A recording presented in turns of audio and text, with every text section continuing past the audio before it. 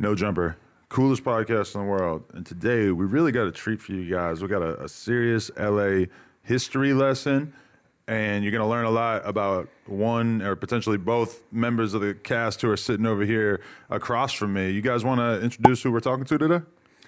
Man, if y'all don't know, one of the most important seminal figures in LA hip hop history, one of the originators of the MCs that were destroying and wrecking shop at the Good Life Cafe, and then subsequently the Project Blowed movement. If y'all don't know, now you know. Rifleman Ellay Khule.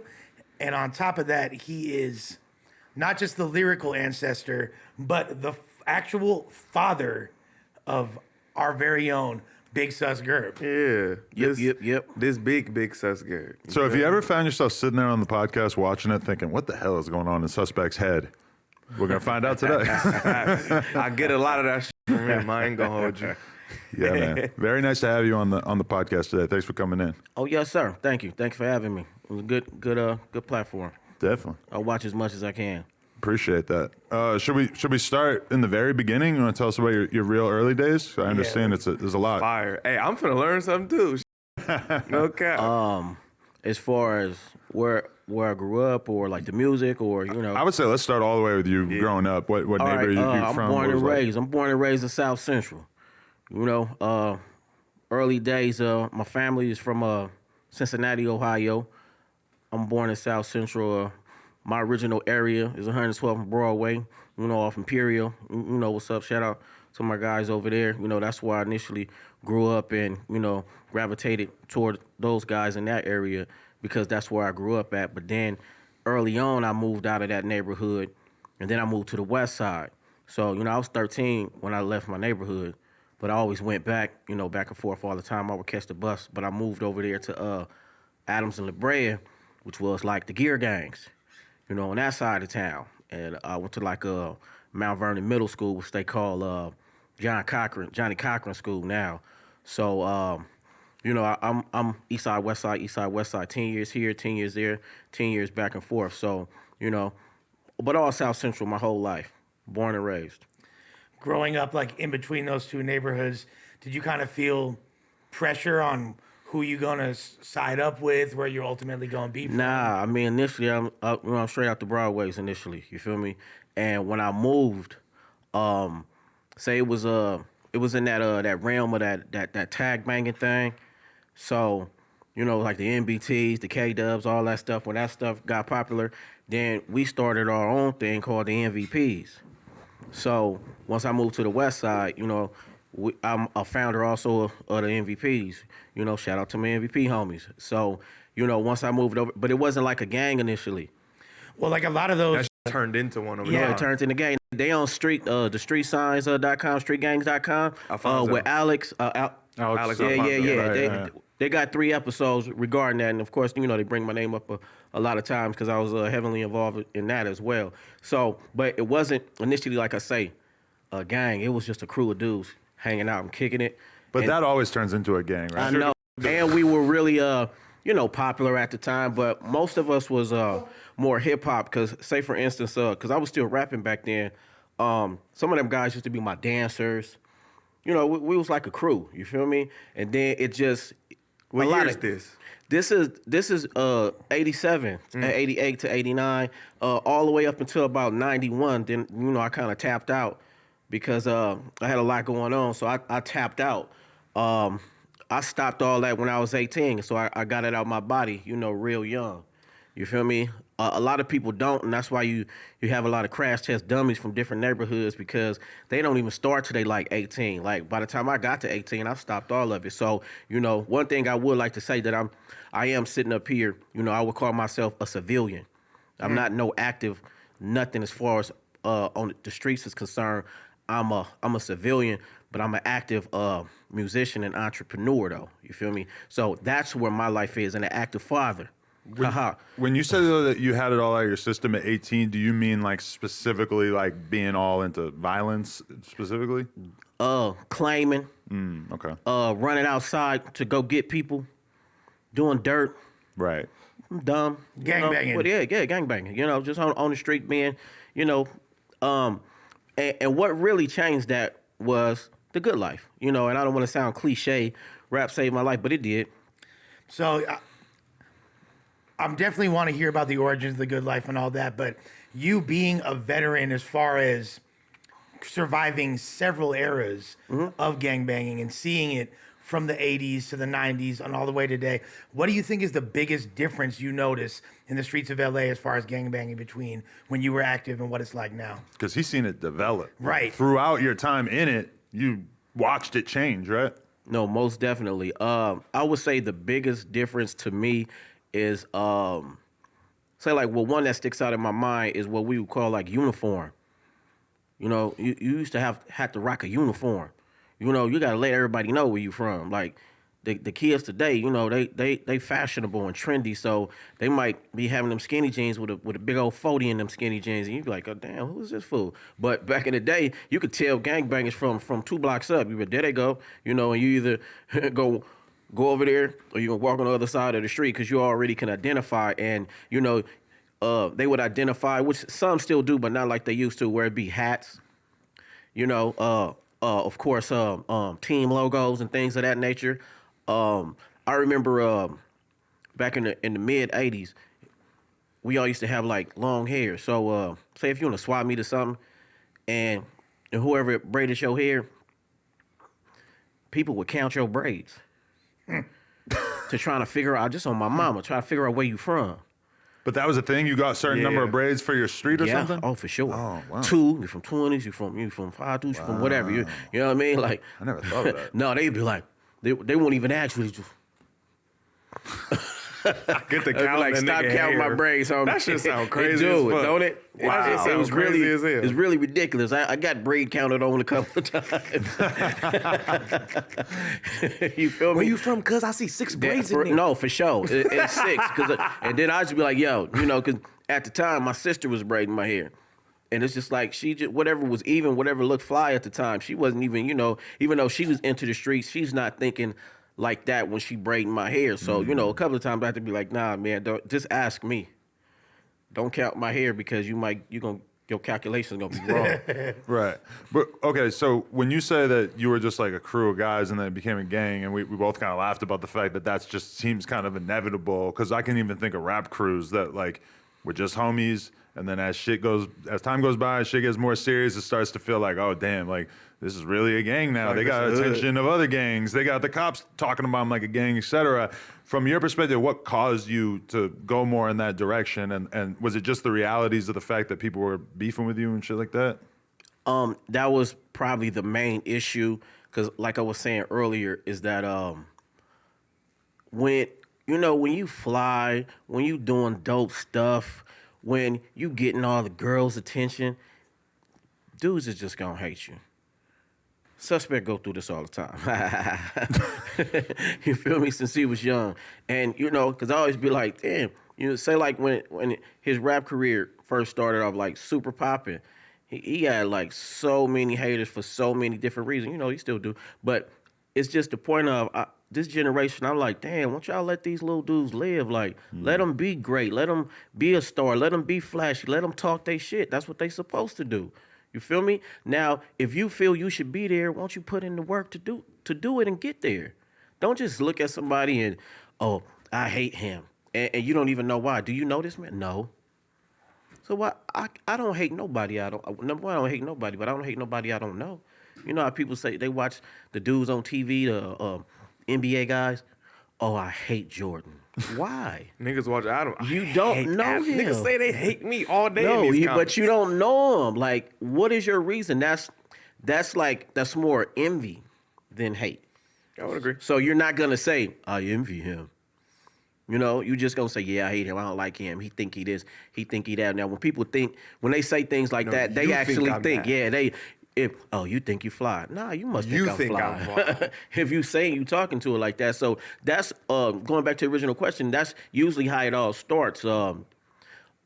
People, you know, you getting attention, you know, you might have a certain look, y'all might be, you know, it's a lot of y'all go out to every party, y'all hang out, y'all have fun. So, you know, sometimes instead of people wanting to be down, they just look at you from the side, and then they start being jealous, envious, they hate you, and then they start collecting a group of friends, and then it ends up being like, okay, well, these guys don't like these guys, and then the more people that you initiate or bring onto your thing, the more problems you start having. Because say like with gangs, a lot of people join gangs because they busters. Keep it real. They want help They with their they problems. want protection in a certain way. Like I was saying earlier, when you on this side of the street and you see the gang members and you walk on that side of the street. Me, I was whatever. I'm gonna go over here and whatever. Like I'm not scared, but I'm not He-Man either. But it's just like the inevitable. What it is whatever gonna happen. So, it's some people, they don't want to get bullied. They don't want to get picked on. So they succumb. It used to be a time where gangs would just put you on. Anybody. Nah, you gonna be from the hood though. It's like, no, I'm not. You're like pressuring Yeah, people no to be pressure. Yeah, like, that's but why would you want to be from that gang? but though? those are like the commercials that you watch when you're a kid of like, I was just trying to walk home from school and they made me join the gang. That's And it's like, facts. It used to us happen now, like it's that, kind of for like, sure. I don't think that really No, happens, it right? used to happen Yeah. for sure. And you can tell these sort of individuals too, because, they usually not big G's, or they really not active at all. You feel me? They're just there. Always. Like, bro, you're a gangbanger, man.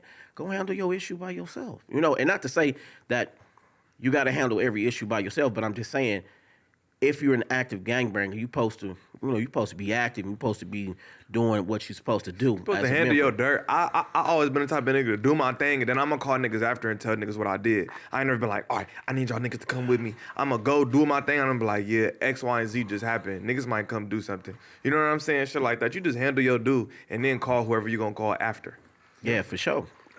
Cool. Something I'm at a certain point, obviously, we know Crenshaw and Exposition, a health food store opened up, which wound up changing the course of LA hip hop. Yep. But prior to that, prior to N.W.A, you was around. What was LA hip hop like before? Okay. Yeah. Now, I know this might lead into, another story, and I know, you pacing these stories, so I get it. But It's a lot to take in. one thing that I want to say, because I was watching a clip with y'all too, and I saw some wrongs and rights on both ends of it, of the conversation. Oh yeah, well, I want to talk about that for sure.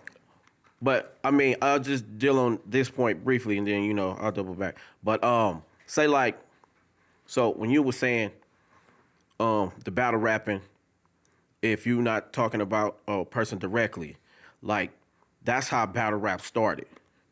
You feel me? Like that was the 80s. You would just be somewhere, we'd be on the bus stop. Somebody pull up, and then I made the term called rapping, capping, and scrapping, because you didn't know what was gonna happen once they pull up. And then, that's why we start dressing a certain way, rocking Kangos and stuff like that, so people would know, like, oh, they hip hop. So, it wouldn't always be like a big thing. So people would pull up to us at the bus stop. Y'all rap? Yeah, let's battle. All right, let's go. Boom, boom, boom. So you're battling. So, That shit but sound crazy. But this is We've lost so much. Facts. this is how it what started. the I ain't world gonna lie, should be I used like. to battle people on corners growing up, and I would go back and tell them like I just had a battle on God. This still that's- happens. And see, that's why I was saying. So it is correct that you can battle and be a battler without the information pertaining just to you, because that's how it See? evolved. I didn't say it couldn't, but So that's see? the origins of See? it, No, nigga. but that's the origin. So, Told you. so that's how it started. So it's just like that was the first how it stage started, of it. though, nigga. It's like to have you had to have a full clip. Now, meaning how I would write, you would think already knew you.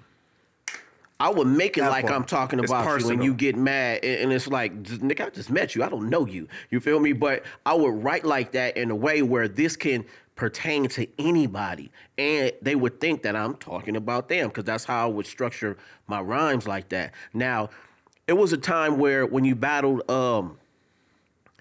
whoever had the most rhymes won.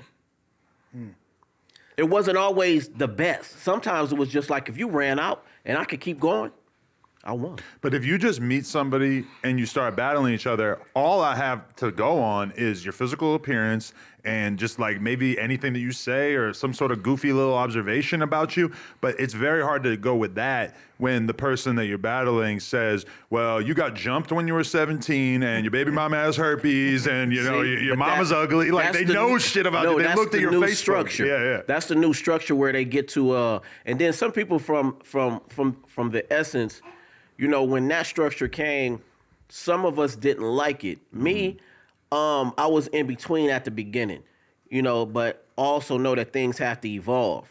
So you can't stay stuck in one thing forever because it's not going to be the same people doing it. So once you get different generations, then it's going to alter, it's going to mutate. So that's what happened with, you know, with battle rap now. Like you get a chance to study a person and bring out the dirt and things like that. But back in the day, you didn't have to know a person at all. It's just who can get the most reaction. And sometimes it wasn't even like how you said, you know, observations, you could freestyle about them. It was a lot. It was some time in hip hop to where people weren't freestyling at all. It was just, these are the raps that I have. Right. And that's just going to be it. Like, we are some of the first people in the world to usher in freestyling and battle. Now, You mean LA when you say us? LA, Good Life, Project Blow. We are some of the first people to make that mandatory. Like, and I'm not gonna say it didn't exist because I can give you an example of where it did. Roxanne Shante battled Busy B. She was freestyling like 14 in New York.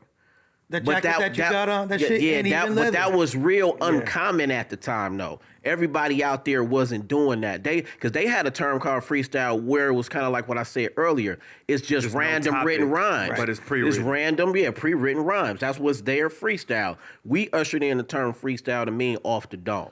Because that conversation still happens in hip hop all the time. In 360, when it went first, we just got pre-written shit with no topic. Then that's not no freestyle, nigga. It gotta come off the dome. And then now, 2022, nobody freestyles. It's rare as fuck. It's always pre-written shit with no topic. Because it is like the ultimate version of being a lyricist when you see people really spit crazy off the top of their dome. I mean, that shows a different level of mind control. That's a gift. Yeah. No cap. For sure. That's a gift. Now, was there as far as at that time, what was gangster rap like in LA? Before N.W.A, you still saying? Yeah, like, you know, post. That's the amazing thing is we get to talk to him about pre-N.W.A. Because for a lot of people, LA hip hop kind of begins there, right? With Right. him. Right. Haha. Funny thing. He predates that. Funny thing. The original LA style is fast dance music or hip hop. Miami took it, and people debate this all the time, but we let them have it. Let me tell you, that thing they call Miami bass, that's our shit. Like That's Rodney O and Joe Cooley. Rodney O and Joe Cooley, Egyptian Lover, Arabian Prince, LA Dream Team, all that. This is original. Ice-T used to do this on he was on the movie Breakin'. Rapping fast with all these studs and leather and all this shit. It was fast-paced music. Now there was two record companies. Music. Dance music, yeah, it was party music. So it was two companies. One, it was called Techno Hop. Just listen to the name. Techno Hop. They coined that out here. Techno Hop was our first style. So it would be like so at the same time, like World Class Wreckin Crew and then Soul Sonic Force and them, they were coming out with the same sort of sound at the same time. Boom. Planet Rock just happened to really blow up crazy. You feel me? And then our music out here didn't blow up as much as Planet Rock and Soul Sonic Force did, but they were still out here, and the other label was Macola. So they were still out here making a lot of this fast dance music, because if you really realize it was locking and popping started in California, LA, and up top in the Bay. So pop locking didn't come from the East Coast. Pop locking, no, breakdancing. See, when was you like get on your the version of floor, it? when you get on the floor, that's breaking. But locking had already been out here since the 70s. Rerun, the Rockets, like it was like all these dudes, you know, boom, boom, all that. This is the 70s, you know, like that predates a lot of stuff. And then they was also doing it up north too. And they had a different name to it. I forgot the particular name. My boy Frankie D, you know, me and him always go back and forth with this. But the original LA sound, it was based on dancing.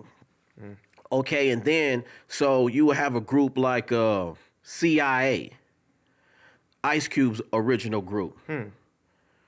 They was doing some of the fast stuff too, but then they start moving on to, you know, more street stuff. So then you'd get a person like Toddy T and Mixmaster Spade. Like, if you ask me, those are the originals of what we know now. The so-called gangster rap, and that's Compton based. Because I remember like when Easy started dissing Dre, and then I'm a young ass kid, I'm like 10, trying to wrap my head around World Class Wreckin Crew and the fact that Dre had been in this group where they were painting their nails and dancing, all this different shit. And I'm like, so you're telling me that these dudes are like the most gangster dudes in the world, and they were on some completely different shit a couple of years ago? That was like hard for me to wrap my head around. Yes. No, because that was now if you look at it, they were trying to be and emulate more like P-Funk in them. Right. That was that whole look, you know. And if you look at late 70s and early 80s, even like the R&B people, the soul people, they all dressed like that. So they thought that was the way to be, because you have to remember, we didn't have initially a sound nor a look in LA. We were still trying to find our look and sound for a long time. You know, and of course, we was taking things from New York because, you know, that's the foundation of hip hop. So of course, you know, you listen to you can do that. Maybe we could do that. Boom, boom, boom. So, and here's another reason why I know that this Miami thing came from us. There's one of the rappers from 2 Live Crew.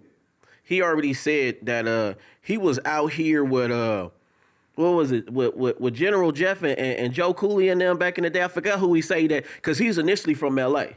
And the DJ, too, is a rapper and a DJ from 2 Live Crew. They based out of here. Yeah.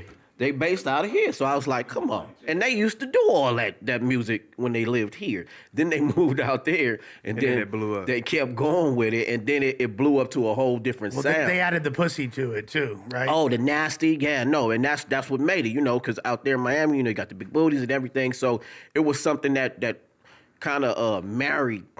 It was like a marriage of things, you know, the look, the sound, it all went together. So it actually made better sense for them to do it than us, because our thing was, you know, it's gangbanging, everybody tough out here, and even people who were actively gangbanging was doing that sound and looking crazy. Well, and it's funny, like you talk Niggas about will pull up on you looking like a soul band and bang on you. That's crazy. you talk about like taking influence from other regions. A lot of people say gangster rap, the original gangster rap, was from Philly, like Schoolie D and 3 Times Dope. Well, that's one aspect of it. The PSK was the first song, and I won't say the first song, one of the most popular songs, because he still eluded. It wasn't a lot of, you know, because it's like, PSK is making that green. People always say, what the hell does that mean? P for the people who can't understand how one homeboy became a man. So he was shouting out his gang, PSK, Parkside Killers. But he wasn't really like, nigga, we rolled up with the ooh-wop and we dumped off. So it wasn't still direct yet. Yeah, it was still a lot of eluding too. Like, if you from Philly, then you know what he talking about. He talking about a gang. I feel like that's how a lot of the music was around that, because I remember when you pointed out White Lines to me, nigga, who was playing Thrasher That's back how in the music day, used to and be. it blew my mind. White Lines was on the soundtrack of the Thrasher PS1 game, skateboarding, right? Okay. So we used to be big on the video game. So I'm playing Thrasher, and then White Lines playing. He walked past. He like, hey, nigga, you know what that mean? He like, listen. I'm like, nah, what they talking about? White Lines. He like, nigga, cocaine. Just pimp off. I'm like 6, 7 That's years why you old. don't do cocaine. That's why you don't play with his nose after all these years. Still have not tried it, but yeah, they did a lot of eluding in that music back then. It wasn't too direct. See, now also pay attention to this. So PSK, okay, he alluded to it, but You also have to remember this, though. You know, they always want to blame the brothers for everything. We done fucked this up. We done fucked that up. Beastie Boys, go back and listen to the original album. They sniffing blow. My manager got a gun on the tour bus. They talking big shit. Paul Revere's about a robbery. That's what I'm talking about. It's pull up robbery, the whole scene. But because they're funny, jovial, joking white boys, people don't be like, what it was. They was talking crazy about guns and doing drugs before everybody Because they was. don't believe it. They think they just storytelling and shit. But they was. Them niggas used to And they get were like crazy. practically a punk band at a certain see, point too. okay. And nobody has ever switched their style up as time went by, album to album, as the Beastie Boys. Because by the time you get to their later catalog, they're like straight Paul's yoga Boutique. dudes, and they're like basically Shit's denying and fire. regretting anything like racist or misogynistic that they ever said before. It's They grew. Kind of Facts. crazy, yeah. They grew though. Yeah. But I'm did. just saying, like, so those elements were still there. All right, say like early EPMD. He was pulling out Uzis on. PMD was pulling out Uzis every other verse. Shit, KRS had KRS-One had got the his- Criminal on the cover- minded. on the Okay. cover art. So I'm just saying there was elements of it already in there. Now, because, you know, I don't like how they always just be like, well, they fucked up the music or fucked up the scene. It was there already, but it wasn't a style as far as just a style by itself. Once, you know, like Ice Cube and them start figuring out that people really love this stuff and this is who we are anyway, then they married, you know, the Raiders look, the Jerry curls, just like, oh man, we just need to take it to the streets. What's the first memory you got of seeing a nigga who banged out with a Jerry curl? What year? Shit, as soon as they started, 81, 82, all my that's when homies had niggas curls. evolved from the soul band fit to the Jerry curl fit. No, How it was- fast did that happen? Like a summer, Okay, a year? now watch this. All right, and this kind of all goes in and it coincides with each other. Now, the original LA gangster music, Das Band, funk. you know, all the funk stuff, because it didn't exist. Rapping wasn't like it is now, so, you know, they'd be like gangster rap. Nah, gangsters was listening to Cutie pie, more bounce to the you ounce, know, yeah. You know, and I'm talking about crip walking and gang banging and throwing signs and All everything. the shit that Battle Cat end up sampling and shit. Everything that Battle Cat Right. sounds like, that was Right. the original gang banging music. So you can't always just blame it on the music, because like 84, 85 was the worst years that I saw it. You know, when the crack era, when they start getting money, like our apartment would get shot up every week. That's the worst 2 And y'all was years that still I living ever on saw. Broadway? Yeah, it's the worst 2 years I ever saw, and gangster rap didn't exist. So, you know, they say the music and the drill. Yeah, no, I know that does lead people. I get that, but without actual activity, music don't mean nothing. Facts. If I'm just listening to music and not going to do nothing, that's not leading me. You know, I like to listen to crazy stuff too, but that don't mean, oh, well, you know, did you hear what so-and-so just said? So I need to go shoot the post office up. That's stupid. But don't you think that there is a shift at a certain point? Because back Yes. then, Yes. music was reporting on what was going on in the streets. And then that niggas is- start informing. Right. From reporting to informing of like their lives. At first they just telling you what they saw in their environment, and then they start putting themselves in the story. Well, beyond that, it started to dictate what happened in the streets. Like, No, facts. Like, hey, Now watch this, we though. finna do this if y'all don't do that first. You know, I think I'm the first person to make drill in 90. I was the first person, like, remember I said we made the MVPs and all that? I made a four-song EP dissing everybody. Niggas' names, and we gonna get you. And they would roll by my house playing it. That's how popular it got in the area. And so I was like, interesting. So, but nobody was doing that. I'm talking about zero. You know, I knew because I was an MC already. So I knew it was like, man, I just wanted, I'm gonna go in the studio and just bust some stuff out. I picked 4 instrumentals, boom, boom, boom, wrote some stuff out, freestyle some stuff out, talked a lot of shit on it, and Just handed it out. Boom, boom, boom, boom, boom, boom, boom, boom, boom, boom. And then it started going crazy. You made copies of the cassettes? Yeah. Isn't that kind of similar to like banging on wax though? They were a lot of that was kind of No. alluding Because to. that was put together. No, that was right? put together. That was and you know, shout out Cat and my boy Jermaine Red Rum 781, rest in peace. You know, he's one of the originals from that. But that was more contrived. I was for real. Right. When I catch you, it's up. Right. So I was for real. But I wouldn't say it was like banging on wax, because banging on wax is like we sitting in the room right now. All right, you a Crip, you a Blood, you a Serene, yo, I'm right here. Or we gonna make this record. We gonna do it like this. You know, y'all can say this, y'all can't say that. All right, don't do this. All right, cool, we got it. All right, your side, tap, boom, we out. It just sounded crazy because they was set tripping hard. No, they was, dissing but specific neighborhoods. Yeah, that's what I'm saying. So they made sure that they kept it respectful to the people who was on the project. You're like, you know, you don't say this about us and boom, boom. So you talk about your direct enemies, and if one of your direct enemies is on the project, then, you know, you kind of ease back off that, you feel me? And a lot of them cats from that project dead. Yeah, A lot. absolutely. Damn. A lot of them are. So when you say that hip hop saved your life, like what was the track that you were on, and how quickly did you get put onto a different path as a Well- result of rap? Okay. So to go back to the street thing on the MVP side of it. When I say I moved out of my hood at 13, you know, they even really never got to see the full extent of what type of idiot I was in the streets, because I was still young. You know, I'd done all sort of crimes before 13 in the hood. A lot. You feel me? Robberies, jackings, carjackings, everything you can think of, licks at the store, all that before I even hit 13. A lot. But still, it's still kid, you know, like when I got to, you know, a couple of years after that, once I moved, I'm 16, 17, I'm wild. Like, I'm super wild, like crazy.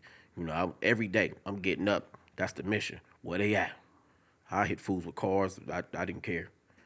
You feel me? Like, this is what we doing. This is what we doing.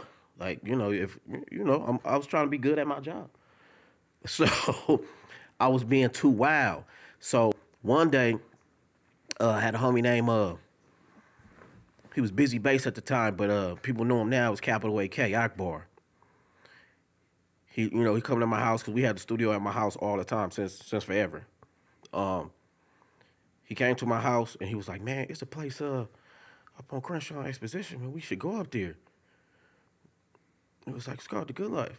And I was like, I said, all right. Then we went the next Thursday. But when we went, it was probably as many people in this room as The Good Life. And it was tables. There was popcorn on the tables. It was empty, though. It was empty. It was quiet. It was quaint. And then it's like, okay, but you could rap. You can get on the stage and rap. So we was like, you know, we got up there, we buzzed. And then the funny thing, what was important, say like how we was talking about battle rap, right? It's like a little like poetry cafe type vibe, or what? Well, it was a health food cafe. Oh, okay. That was taken over by another lady, Miss B Hall. Shouts to B Hall. And she had YPA, Youth for Positive Alternatives. So she was like a activist for kids. You know, because she knew all this gangbanging stuff was going on. So she was like, you know what? If I can facilitate a spot that they could come to, then maybe it could change. And guess what? It not just changed our lives, it changed the world. Like, this is crazy. But anyway, Facts. so like we was talking about the battling. We'll be at Venice Beach, battle. You be at the mall, battle. Bus stop, battle. World on Wheels, battle. Okay, then when you get to The Good Life, you look around, you be like, I know him. I battled you. I battled you at the bus stop, at the beach. And you like, oh shit. This is like Justice League. And this is before social media. This all just word of mouth. It's like hard to run into people. Yeah, crazy. no, this was like, so it was like, you know, it's like the Justice League of LA MCs. It's like, shit. And then, so that like, it reignited something in me. Because I never stopped rapping and MCing since I was in the 7th grade. So, but, you know, when I got in the street, like I say, you know, I was making diss songs about hoods and, you know, all this shit. So it was just like, I need to get back serious to MCing. And something sparked in me, and then I told myself, and I always say this, I say I'm a better MC and musician than I am a gangbanger. And this is a fact. Meaning my passion for it is just different. It drew me in. And I went from doing dirt. I was gonna say the specific thing I did, but I don't want to do. I went from doing dirt one day to the next day going to the good life, and then stopping. I know the story you're talking about too. We ain't gonna do that. Hammer time. Yeah, I know exactly. We're gonna talk about it off camera. Hammer time. Is MC Hammer in the story, or No. Cock and Hammer? AKA MC Hammer. Too legit to quit. We got to do an off-camera podcast so we can hear that story. So how fast did the good life start? Like get cracking? What year was the first year, and then like how long did you start sitting to where like nigga this motherfucker's full? Okay, now. Okay, remember I said the first time I went, it was about as many people in here. Probably about Thursday. 10, let's say. Yeah. So it was pretty. Every Thursday, another 5 to 10 people. Every single one. It just, because I went, and then I was like, yeah, this is cool. But I was like, yeah, I got other shit to do. You know, I'm still in the street a little bit. And then, so I didn't come back for a month or two. Then when I came, it was like 18 people. I was like, okay, this looks like it could work. And then I never stopped going from that moment on. Every Thursday, I never, if we was on tour and doing stuff like that, was the only Thursday I ever missed. And that's Good Life or Project Blow. You know, ain't no sick days or nothing. You going. At what point did it become so competitive? Because when people think about the Good Life Cafe, this is the origins of pretty much every rap style that was going to come out of LA for the next 30 years. You know, to this day, styles that were born out of that little health food store were created that people are still running with. At what point, and I think it's also important for you to mention, what's the big rule that they had over there that kind of made it real difficult for y'all? No cursing. Couldn't curse. We was kids, though. And I mean kids, 17, 18, 16, you feel me? We wasn't babies, but we was kids, and it was our elders who facilitated the spot. And they were, it was a vegetarian health food cafe. So you have to remember that they wanted us to be positive. They knew what was going on. And, a lot of us, because the one interesting thing about the Good Life is we all come from different hoods. You know, for the most part, we all ops. It's just how it is. You know, my boy that's over in the corner, Jay Smooth, he grew up in the H-Rays. Now, guess what? We got like 1060s from the Good Life. Period. DK Tunes, we got homies like deep inside that thing right there. You know what I mean? So it made it. And to answer your question, when did it get competitive like that? The very beginning, as soon as you walk in there. Because, like I said, remember I said it's like the Justice League of MCs. Even when it was 10 of us, it's the dope 10 that's going to be like, ain't nobody here but us. But everything was fairly tame for the most part, because I'm just imagining the average health store owner, and then all of a sudden they have like a couple hundred different rappers hanging out, performing. I would just imagine bad stuff's got to start happening at some point, right? Yes.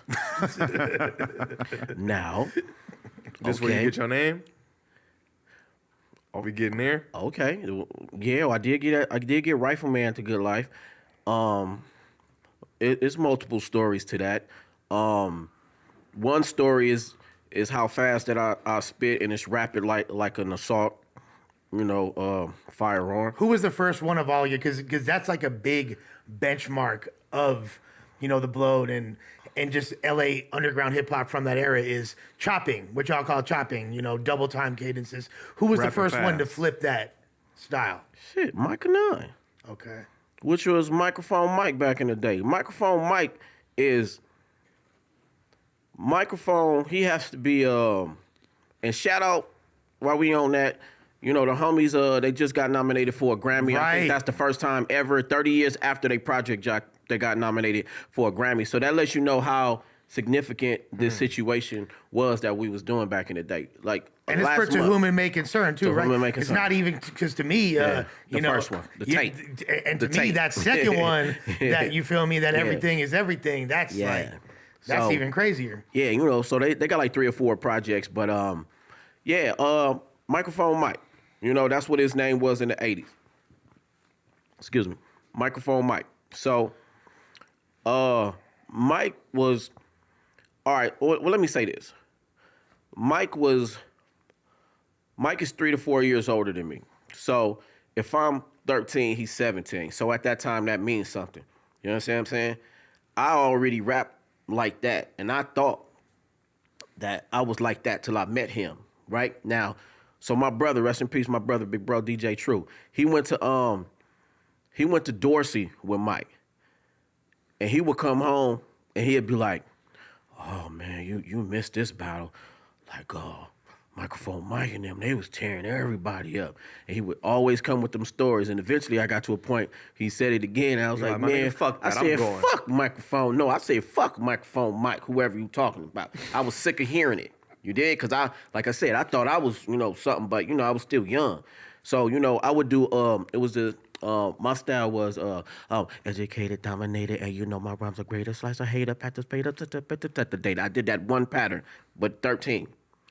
I would start off slow, and then at the end, I would just go into 10 bars of that. And then people be like, damn, he killing everybody. So, I thought that I was already chopping and rapping fast. And then, so when I finally met the fool, I heard him, and then I was like, oh shit, that's what I thought I was doing. Because what I would say is this, because he never taught me anything hands-on, but he taught me that there's no ceiling to style. You can do whatever you want to audio in any sort. You can make a style can be the birds chirping or the jackhammer. Anything is a sound. So it was like, oh, I don't have to stay stuck into this robot 1-2 don't gotta be little in the fast pocket. thing You that gotta I be do. everywhere. A lot of people get into rapping thinking that there is basically one style. And you can see that where there'll be a popular rapper and then there'll be like 40 dudes who come behind them from their neighborhood, from their area, their artist, whatever, and it's like very similar. But you came into it with the idea being fuck with these flows and do some crazy ass shit lyrically. Yeah, and being from the good life, and then how Lush was asking about, so with the gangster rap, and then us. So what happened was, we all from hoods, all of us, 89% of us. So, but we didn't want to be what you would call like the little brothers to that sound and that scene. So we had to totally break off. And even being street dudes, because when we was at the Good Life, we used to pass around the Miles Davis book, all the jazz, everything. I remember my boy Scar just walked in. Me and him, even back in the day, and we was just over there. We was at the spot. We playing King Pleasure, Eddie Jefferson, all this. This is what we was doing back in the day. And at the same time, we were listening to dance hall. So if we listen to a lot of jazz, bebop, with all that scatting, we listen to dance hall, which they chat pretty fast. And then it was elements inside this in hip hop already, like Poor Righteous Teacher. The MC from Poor Righteous Teacher, Wise Intelligent. He would do a little quick thing. Big Daddy Kane, he would bust out, just a quick line and then leave it alone. One of the first on the messages, insane migraine, that's where I'm at, jack a plane. Didn't Kool Mo D also have the fast rap? The fast rap, Yeah. Treacherous 3, and Spoonie G, they have fast rap. And so it was there, but in the way that I saying that I did before I met Mike. It was there in that way. But it wasn't like the full It potential. wasn't that elevated. It didn't have a name. It wasn't, it's like how they say, You know, when they hear some people rap fast, they be like, "Oh, well, you're like so and so. Oh, you're like so and so." No, because you're not listening to the depth of the melodies, the cadences, how everything is going and flowing. You just say, "Oh, you're at this one speed, so you rap like so and so," and that couldn't be the furthest thing from the truth. Because do everybody that rap at 80 BPMs rap alike? You had No. never heard of Twista at this point? And how many years before No. this was the Bone Thugs? Way before. Oh, we gonna talk. I about just wanted that. to say that. We gotta talk about I just that. wanted to say that. Hey, at this time, no. But now, all right, let me just say this. We're going to put this on record. Every chopper, well, I'm going to call them fast rappers because they're not choppers. We created the term chopping. And somebody stole it too. You feel me? And he from Kansas City. Anyway. Talk about Tech N9ne. Okay. Okay. Put a name on it. Oh, but he know because I didn't have some issues, so he already know. You know, I made him put respect on our stuff. You feel me? I went at him like hard because because he did something called original. Worldwide. No, Choppers. Worldwide Choppers. And then so I came and made a song called Original Worldwide Choppers with all the homies.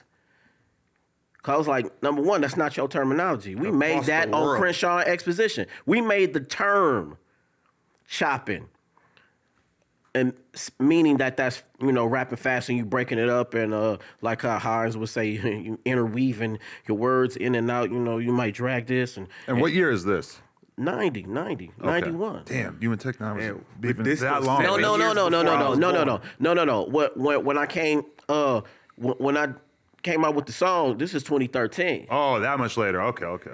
Yeah, because and my whole issue was that you did a song called Worldwide Choppers, but you didn't put none of us on it, and then you take our terminology too.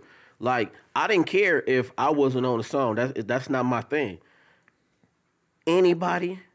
You didn't put nobody on it. You didn't put Eli on it. You didn't, nobody. That I said that's disrespectful. You disrespecting our legacy, and I don't like that. So I went at him, and he ended up tweeting that Freestyle Fellowship and the Good Life is the shit, yada yada yada. Because I kept pressing him. Do you think that was an intentional snub, Yes. or do you think yes, that he just wasn't thinking no. of it? All right, let me go back to this original thing. Remember I said all these choppers I could time into L.A.? Watch this. You asked me about Twister. Do I know Twister? There was this label called Sun Records. Where was that at, Scar? Hollywood. Me and him went down there in 91 to Sun Records. Gave him a demo. We was talking to him like, maybe potentially sign or whatever. The Capital Tongue Twister song, that was on that record. On that label in L.A. You already tied into L.A. Your label is Sun Records in Hollywood. You're tied to L.A. already. And he came out with this. He used to do it where, it's like he rap fast, but it was like cartoon lyrics. He be talking about Daffy Duck and all this shit. From the tip of the tongue. Yeah, just like, cool, but whatever. But, it's not like street. It's not nothing like that. It's just, it's kind of like. It hadn't got there yet. Yeah, it's goofy in a way. But the talent, he had high talent, but the lyrics is just like, bro, what are you talking about? It's the capital tongue twister, it's the Mr. Tongue Twister.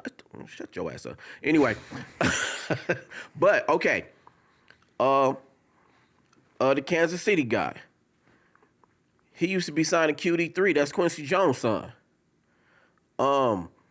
What's the other lady name? When we did the Rap Olympics, the lady that put that together. Wendy Day. Wendy Day. Okay. Oh, Wendy. Okay. No, he was tied into her. He was a wake up show rapper. L.A. Boom. Ruthless Records. L.A. And now tie us into their cities. Well, okay, as far as the Bone thing, 1,000%. You listen to the very first tape they had before Easy signed him to Ruthless, the BONE Enterprises. They were not flipping that style at all. They might have got a little bit quicker at certain points, but they were not flipping that style.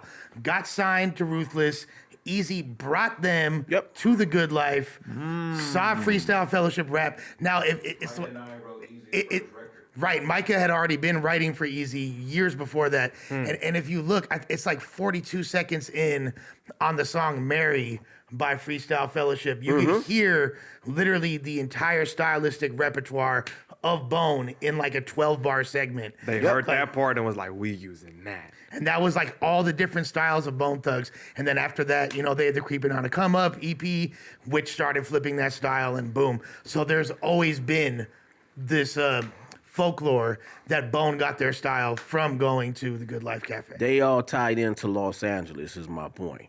Every one of them, period. And the rap god, M. the fuck out of here. Anyway. Well, I don't even want to talk about that shit. But anyway. that's a few years later when this guy's yeah. born. We'll talk about We're going to get there. That's when I come on the planet. Yeah, that We're part. going to get there. That part. It's a cold story, monumental Adam. stories. Yeah, But as far as the twisted thing, in Chicago, they call that style sniping. They never called it chopping, right? And it's No, but they do now. Okay. And there's a lot of rappers. And they also it was they did rodeo too. Yeah, Crucial Conflict. Crucial conflict. So they had a couple of different terms. Now, Chicago is a city that's like L.A. Gangs. It's a lot of gangs. It's a lot of like, we almost like the bizarro of each other. Boom, boom, boom, boom. Half boom. the gangsters I know in LA are like massive Chicago rap fans. Yeah. No, And know everything about their Well, gangs. Chicago's always been dope, and influence goes back and forth from state to state. Chicago, city to city. LA, Chicago. It's just a lot. Earlier when you said ops so casually, I was like, there's that Chicago influence. Like, no true. big deal. No, of course. It's true. I lived in his house, so he was and he was putting me on shit early, and I was putting him on shit early, vice versa. 2013, 2014, we was in the house. He'd call me in the room, look at World Star. He showed me Lil B, and I ended up loving that nigga. He showed me Lil B, the Facts. song with Martian. He was like, bro, come here and look at this bullshit. Right. I hated it, and then when he left, I went back, played that motherfucker, and I was obsessed with that nigga for like 4 years. That he was. But we're all over Showed me Lil B. We're all over the place here, but what you when you first heard Lil B, you were fucking with it? Because that's interesting to me from the perspective hated of like an older rap. I did not. He hated it. Because here's one thing that Lil B is one of the first rappers who rapped off beat, and to your like a quintessential musician MC like me, that's just a no. It's like, but actually if you look now, that's regular. But he's one of the ones who started that, just to be like, but he knew what he was doing though too. And some people, you don't get it all the time, because I had to go back and listen to, I think, what was the name, the pack they was in. He could actually rap. Realized he could rap. He liked them a No, little better. he could rap. Like, figured out I he was was like, pro. oh, you fucking around. Right. You doing that because that's what you're gonna get people to look at you and gravitate to. I get that now. Like, first I just like, you just trash, but it was a calculated move. So, I was like, okay, I respect him, and it was a couple of songs where I'd be like, that's pretty funny. He had to hear it with me. He's living in the house. entertaining, to say the least. Like, but here's one thing about like my generation where I had to stop being say like once we realized who we were and what we were doing, a lot of us, it's like you would hold people up to the level of you and your peers, and if they're not doing it that good, then they whack. And then so I had to start telling some of my homies, like, nah, I ain't with that, because if we hold everybody up to that, everybody gonna be whack to us. But y'all were like the center of hip hop elitism in a certain, and not in a bad way. No, like in a bad way too. In a bad way too. But I'm gonna give it up. Ooh, like, look, to circle back, when was the first time that somebody, air quotes, significant came to the good life and y'all can remember? So I was about to. Well, it's a lot of them. I can't say who was first, but I Who remember got booed off the fucking stage? Fat Joe. there? I was trying to lead into that one, but What year? 92. No, 93. Exactly 93. Because I remember, because here's a part of the story that people never tell. And I always wanted to tell this story because they leave it out. Even in the movie, they left it out because, you know, they don't quite know. They just know that happened like that. Now, so Suspect was talking about, you know, my name, how I get the name, this, that, Rifleman, not Ellay Khule, Rifleman. Now, that was the first time, well, something happened where my boy fishing and we was going to battle some dudes in Pasadena. We stopped at the gas station. We was like 3-4 cars deep. My boy Fish, he got out the car. He's talking, he's joking. They laughing and looking at me and laughing. And so I'm like, what the fuck is so funny? And they was like, oh, we was just roasting you in the van. I was like, okay, well, what the fuck you say? You feel me? They was like, oh, we was calling you Rifleman. Cause you look like the fool on that TV show, the white boy, you got the dimple in your chin. And then I was like, yeah, I was like that. You know, I was like, okay. Right. But I done heard a lot of this. I'm Dudley Do Right. I done been everybody. I done been Kirk Douglas. So by this time, it was just like, cute. It's ran you into feel the me? ground Yeah, like it was boot like, jack, that's all you got. Anyway, but so what happened was, all right, we get gas. I get back in the car and I just start, okay, let me just say this. In the riots, I got this gun that I still got today. 30-06. 30-06. I still got to this day. So it was a multiple layer of how I got the name. So he said that you look like the guy, giggle, giggle, giggle. You know, I done whipped out on a couple people down to get like, whatever. All right, so I was just in my mind, I said, damn. I said, Rifleman. I said, that shit sound kind of dope. And they used to play this one beat that actually was supposed to go to my boy sitting in the corner and his partner, St. Mark. They didn't like it. It wasn't their style. But they would play it all the time. And then so I asked Fish, I said, can I have the beat? Now he gave me the beat. You talking about the Rifleman freestyle? The Rifleman song. I'm a man, for the back lane with a gat and a strap in my hand. Gonna don't poke when I pop with a trunk, leave bloody chunk of a sash that man with a dash for the cash fast. Might blast on your ass fast. Go for your gun. Anyway, so that song. Now, I did that for the first time that night when Fat Joe got booed. When I'm getting off the stage and everybody going crazy, screaming, oh, like you just went crazy. There's videos out to this. And there's a whole DVD on it, So, but they left it. look, Mind you, Fat Joe was signed at this time. He's You already signed. had Flo Joe out. He's already. we gotta go, Joe. Yeah. Yeah. So look, as I'm getting off the stage, he's getting on it. He dapped me up. Oh, that was dope, man. Good stuff, man. Way to go. Dun, dun, dun. I was like, yeah, kill it. Boom. He gets on stage. And then the monumental please pass the mic happens to Please him. pass Now the see, mic. but what happened, how I analyzed it was this. I had just made a major breakthrough at the Good Life with styles and everything. You know, I was one of the first ones ever to be chopping and talking about the streets.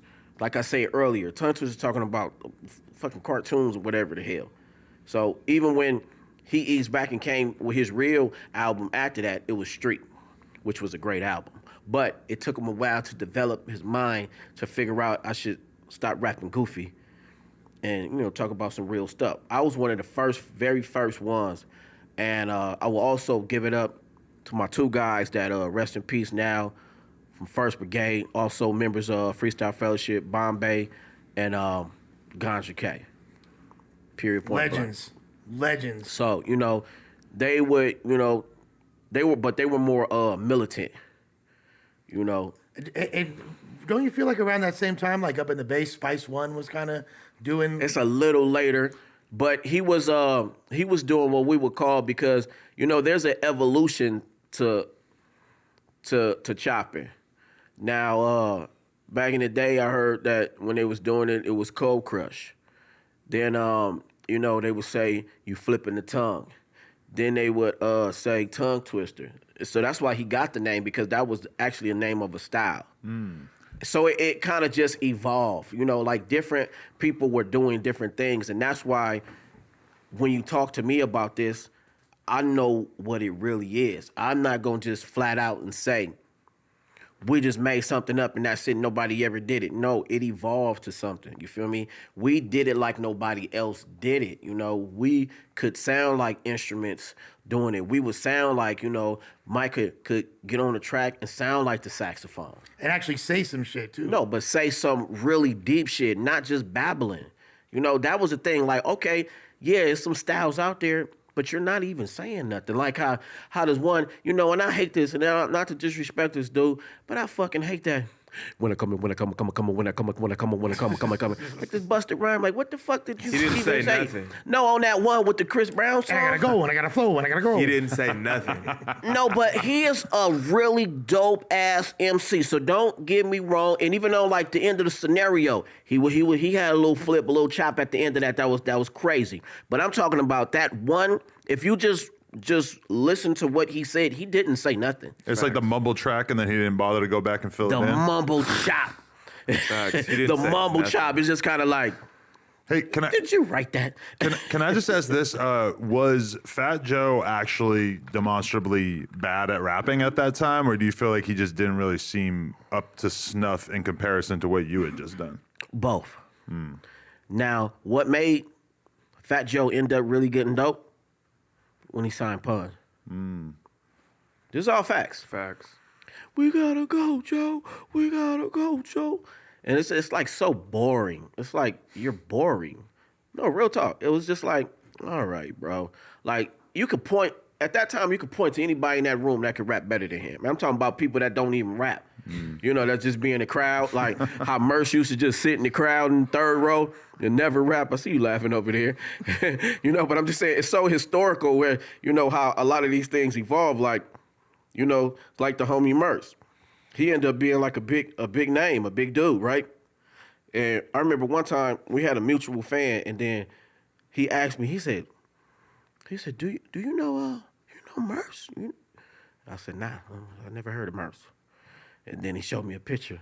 I said, oh, the little kid with the whopped afro that's sitting third row at the Good Life. Oh, I remember Merce. Yeah, I Was know. he from out here though? No, Yeah. he's from out Oh, here. I never even knew that. Yeah. Merce from out here. Okay. From Mid City. Yeah, Merce from out here Interesting. for sure. Hey, and so how did Fat Joe go off the stage? Was it like a very humiliating moment? or- Yes, he started. He said, I sense a lot of jealousy and envy in the crowd. You know, I'm Jealous just ones still go- envy. Yeah, I'm just gonna get off the stage and you know, get y'all shit together, man. You know, this sort of thing. So it was humbling, you know. And I remember even years later, somebody asking him about it in the magazine. He was still hot. You know, he's hot. But I get it. You know. Understandably. I mean, at this His time, high point came so many, like 10 years later. Way later. See, Yeah, literally. listen, and this Literally. is my point about Big Pun. When Big Pun got with him, he had to step up game like a lot. And I ain't gonna say that Pun wrote nothing, don't know. Pun was crazy with the No, Pun is an incredibly insane MC. Crazy. You know, no hate, no nothing. Like, I got nothing bad to say about Pun. That dude crazy. And I ain't gonna say, oh, well, he's dope full of Spanish. No.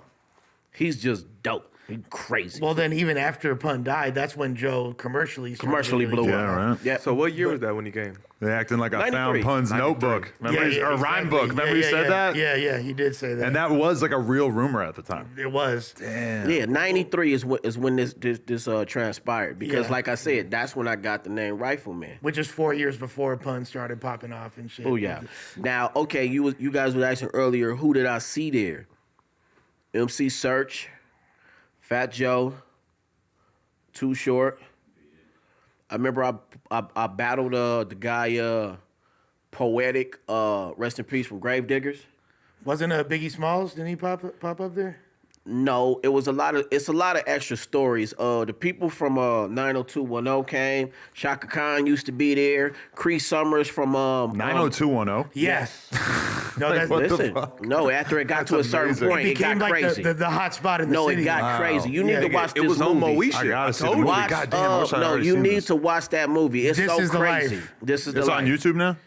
You can It's probably find well, it. just bits and pieces. It's on Netflix. Oh, okay. Oh, Yeah. shit. Watch that Ava shit. DuVernay. Ava DuVernay, who's the biggest black female director in Hollywood now. She is you know, she from the good life. She from our crew. You Shouts feel to me? Figures of Speech. Yeah, Figures of Speech. I gave her the name Eve. That was her rap name before Eve ever came out. I gave her that name.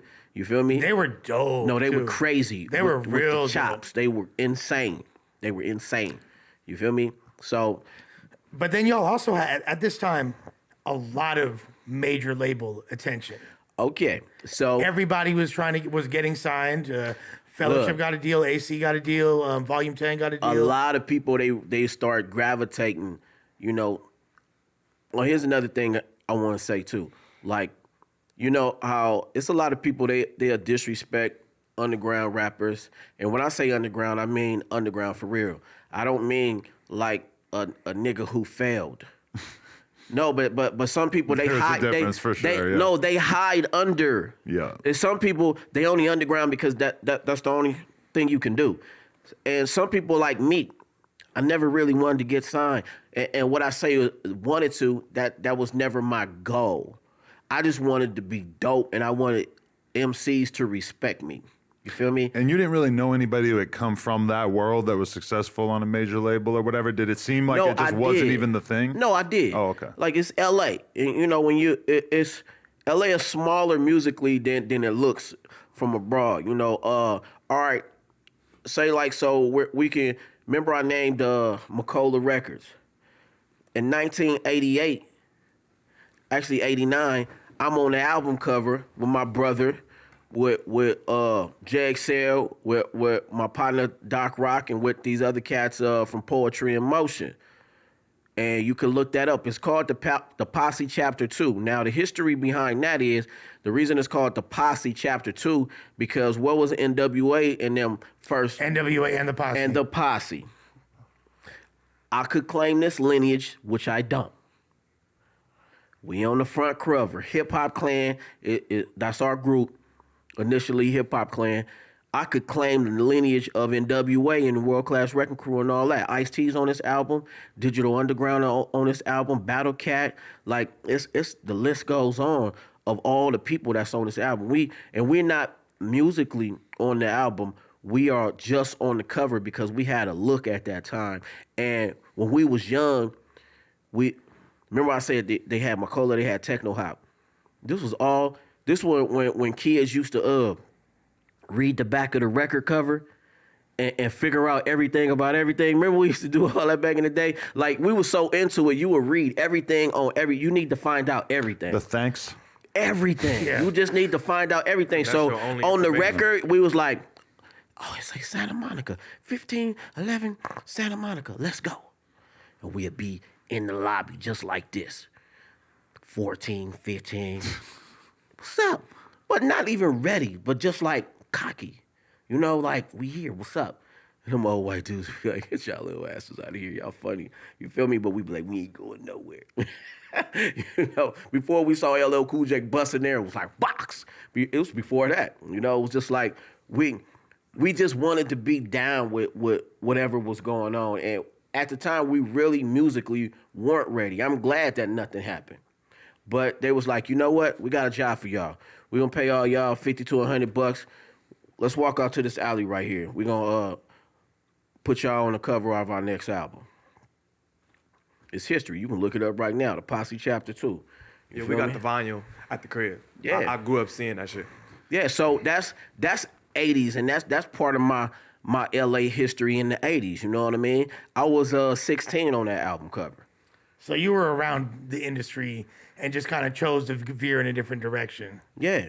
Now, one thing about, say, like, with Suspect is a third generation musician.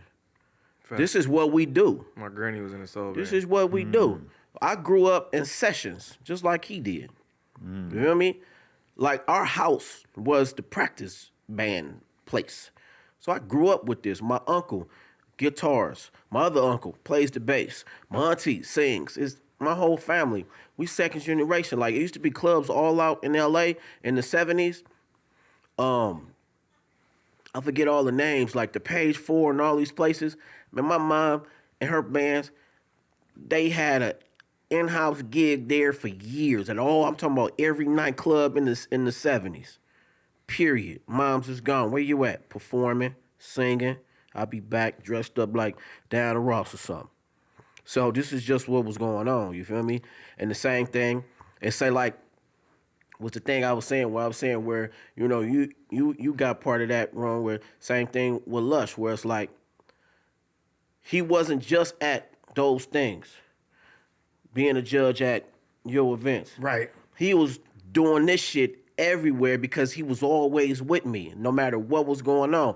I remember we was doing Sprite battles. Remember all this move? Like in LA, the battle culture, it went from bus stops, Venice Beach, World on Wheels, the malls, then boom, the industry money start coming in and they start being like, there's a Sprite battle, there's a Gavin convention battle, there's a so-and-so battle, and guess what we would all do? 20 deep. Let's go and let's all get in it. It didn't matter if me and my best friend or my cousin's gonna be sitting face to face battling each other. So what? Nigga, we taking home this money. Am I lying, Swoop? We taking home this money.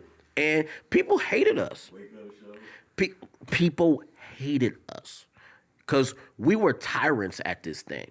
Tyrants. I mean, we would drive in the car. All right, let me say this, but in a good way. I don't want to disrespect because, you know, it's all my people.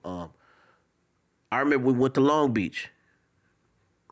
And one of your favorite, you know, MCs, lyrical MCs now, he was there. Your boy got waxed bad by the little homies. By the little homies. Give us a hint. From Long Beach? Slaughter. Yeah, obviously. Crooked Eye. Okay. Gotcha. But this, I'm look. lost. No, look, I know, but it's cold. Look, it's cold. It's I a like how lot you of did that. cold. Slaughter. But they got it. But listen, but That's my his mans. brothers, look, his brothers is some of my good friends though. Madman, shout out Madman. You know, they got a whole Shout out crew COB. of brothers. What's the name of the group? COB, Circle COB, of right, Bosses. yeah. Nah. His little brothers, I forgot That's what they called? now. Okay. No, but they was something to I forget. But There's like 17th Street compilation. That was like his first appearance. no, I'm talking about his crooked little brother got 3 little brothers that all got a rap group together. And they be chopping too. And they Now was, they see Horseshoe Gang. Horseshoe Horseshoe Gang. Gang. Yeah, There yeah. you go. Big brain interview right here. Oh, Let's go. look. He big boy on this. know Look. some shit. No, now listen. Okay, look. Madman, he used to always be at our studio at the Shack. That's the big brother to all of these dudes. Madman is a good friend. He got a UG radio or UNG radio. I was like 5 years old at the Shack. Yeah, no, he grew up in the Shack. And now here's another thing where he used to be. He'll be with us when we would just battle each other. Like, because you got to think, for us to get as dope as we got, we was our only competition at the time.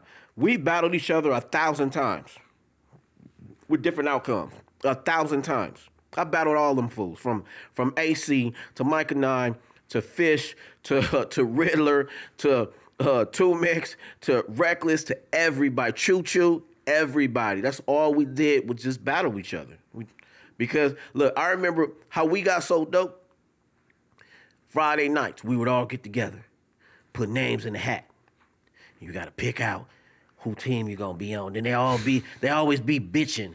They be like, "Oh, cool, you can't be on the team with Mike." And shut the fuck up.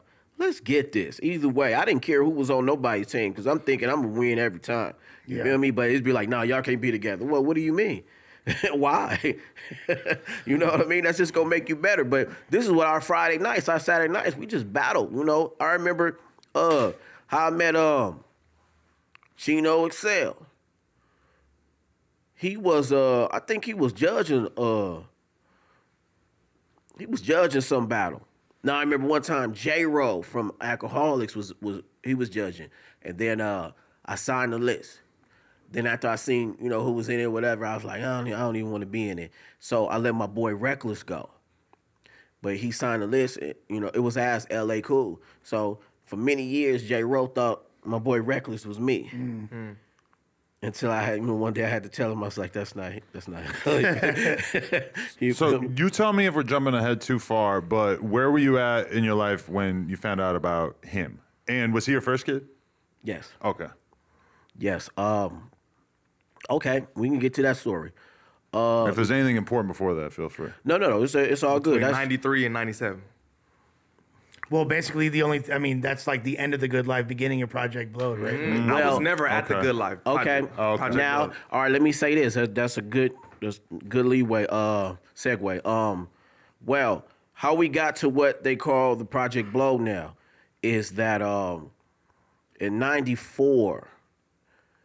We collectively, as the people, the MCs, was like, we think we need to grow up and then go somewhere else. Now, what I learned too, historically, because I was with them like maybe a year or two ago, and I saw B Hall and I saw Ben Caldwell. They was just standing in front of Project Blow, and they was talking one day. And then I was like, damn, y'all know each other? And they was like, yeah.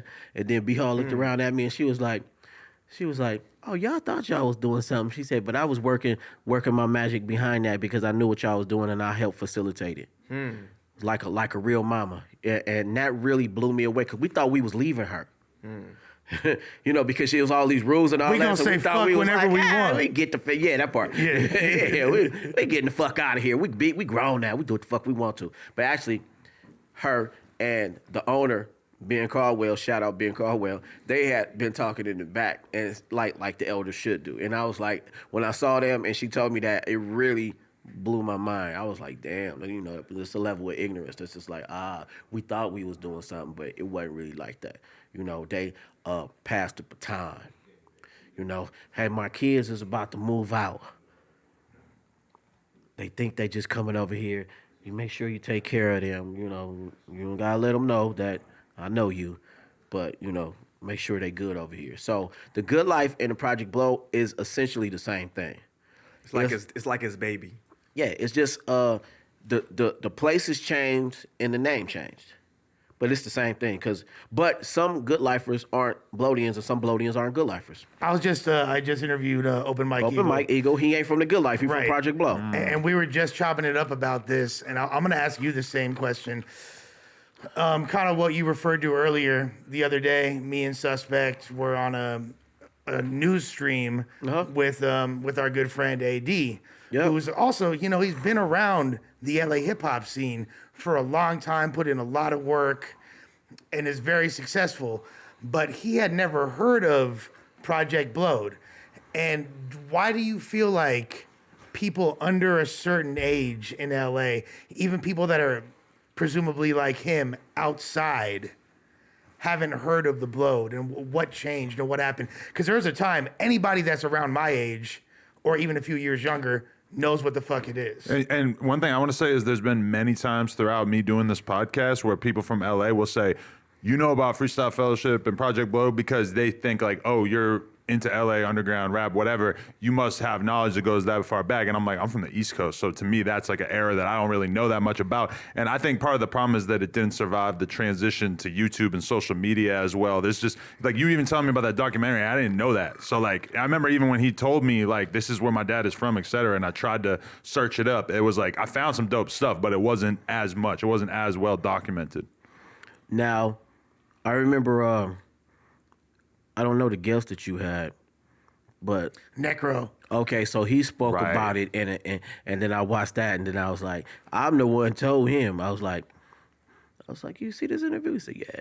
I said, then so he, he's like, yeah, he's talking about, Pops and all his people. So Necro, a hip hop, historian. I know who Necro is. You know what I mean? So, and to answer the original question is that it's because you have, remember I said that we had to shake off being the little brothers of the Ice Cubes, the Dr. Dre's, all of that. We wanted to create something new and different. That's just it. We wanted something different. So a lot of people, this is what I would call head-heavy music. It's a lot of thinking going on. Sometimes people They don't want any of that. They just want, can I bump it in my car? Can I go get bitches to it? They wanna feel, Can not think. can my girl shake her booty to it or whatever? So, you know, everybody wasn't tapped into that scene because it was a certain thing. Now, when Corrupt came to LA, where you think he got his first start? The Good Life. So that's what you listen to. You feel me?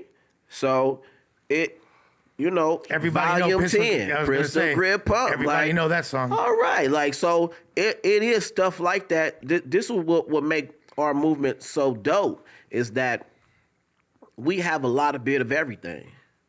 Everything from, you know, to the head wraps, to the blue and red rags. It's everything. But a lot of people not tapped in, and a lot of people hated us because you would get your ass, please pass the mic, and it hurt a lot of people's feelings. You know, it's some people that was funny, they'll take something out on Suspect because of something that happened back then. And like, we don't know, we did this every Thursday for 10 years. We don't know who we booed off the stage. And you guys weren't worried about filming it or creating content out of it the same way that people now, that's all they would be It thinking was about. a lot of people with their VHSs, like in Right. the DVD, you'll see a lot of home footage that people riled together People and then would they put come, it in. but here's another thing that happened a lot. People would have like these private tape recorders in their pockets. There was a lot of that going on. I'm sure it's a lot of good life footage in niggas' basements But- that we'll never see. But think about it in comparison when we're talking about that shit versus like Dr. Dre and the direction he chose to go with his career. You remember after the Chronic, he put out that Aftermath compilation that was like way in a different direction. Wasn't really that gangster, was way, you know, pushing different ideas, more positive, whatever. People fucking hated it. It didn't sell. He immediately goes to the Chronic 2001 that was like completely back to business of making G-Funk style beats and having everybody talking gangster as fuck. It's like Dr. Dre, and infinite respect to him, but he chose to chase the bag. He chose to chase the big dollar investments and to make music that was gonna go #1, et cetera. It kind of sounds like you guys had this amazing thing going on and it wasn't at the front of your mind of like, how are we gonna all become millionaires off this shit? No, it wasn't, because like I said earlier, some of us had getting signed and being something to, you know, to the world, and some of us didn't. Because when you think about art, and art of any kind, say like whoever drew that picture or drew on the wall, they're artists. They not always thinking about, well, I'm gonna draw this and then where's the money? Because once you get into that, then your art is compromised. So if you're just thinking about money, all right, you say this, because I see a lot of rappers, singers, this, that. That's their only direction, right? Now, what if it happens and then it goes down, which it always does? Some people can't take this. You see all these, like, you stressed out people like, oh, my career, because that's the only thing, that was their direction and their derivative to be this. When you just an artist and you care more about the art than any of the other shit, you're going to always do it. I remember one time when Suspect started popping, he asked me, I don't know if you remember this conversation, he asked me, when would I stop rapping or am I going to stop rapping? You know, because I think in his mind, he was like, I'm doing this now. I'm popping, like, you know, you could chill. No, I don't know. I don't know why. It was more so because I love this shit just like he do. So like, I always say this, if I never made another dollar off rap, nigga, I'm still dropping albums because I don't give a fuck about that. But that's what I told him. So that was my answer. question. You feel me? That was my answer. Makes sense. I said I ain't gonna never stop. I said, when I die, I'm gonna stop. Cause I said, all right, hip hop is one of the only genres that have ageism. Now, ageism, because hip hop, and people always say, why? Young man's sport. Now, but I can tell you why. Because it derives from the ghetto, and the ghetto has ageism. Get your old ass out of here, homie. It's regular, just regular talk. So guess what? It just moved over to rap. So that's why you be like, you old niggas, this, that, and the third. They talk like that line. on every hood. Makes a lot of sense. Nigga, I'll knock your old ass out. What damn? The biggest consumer of rap is very, very young. So it's like, that's why so much of the attention goes to shit that 18-year-olds are into. And, you know, there is a world that exists of all these like older rappers who are still making music and shit. And it is like kind of terrible that our culture sort of like shuns push that them. in a way, Yeah, you know? They push them out. No, but I say this. Why is it that Axl Rose or like Guns N' Roses or Rolling Stones, these motherfuckers could be 87 on the stage and people be like, go, nigga, go, old man. I got a theory, is that I think rap is a genre that is still progressing and changing, and that in reality, a lot of the best rock music of all time is from that era. Right. And that's So rock is rap. Current rock shit though. There's like very few current like new rock groups that are really popping on the level of like all that shit from the 80s and 90s and stuff. Now, that is 100% true, but it's still true in the essence of some of the best music came out in hip hop regards the 80s, the 90s, and early millennium. Meaning, when I mean the best, the things that will always get played. Some of the stuff they listening to now, when they get 50, they gonna be like, man, fuck that song. That shit's stupid. Right.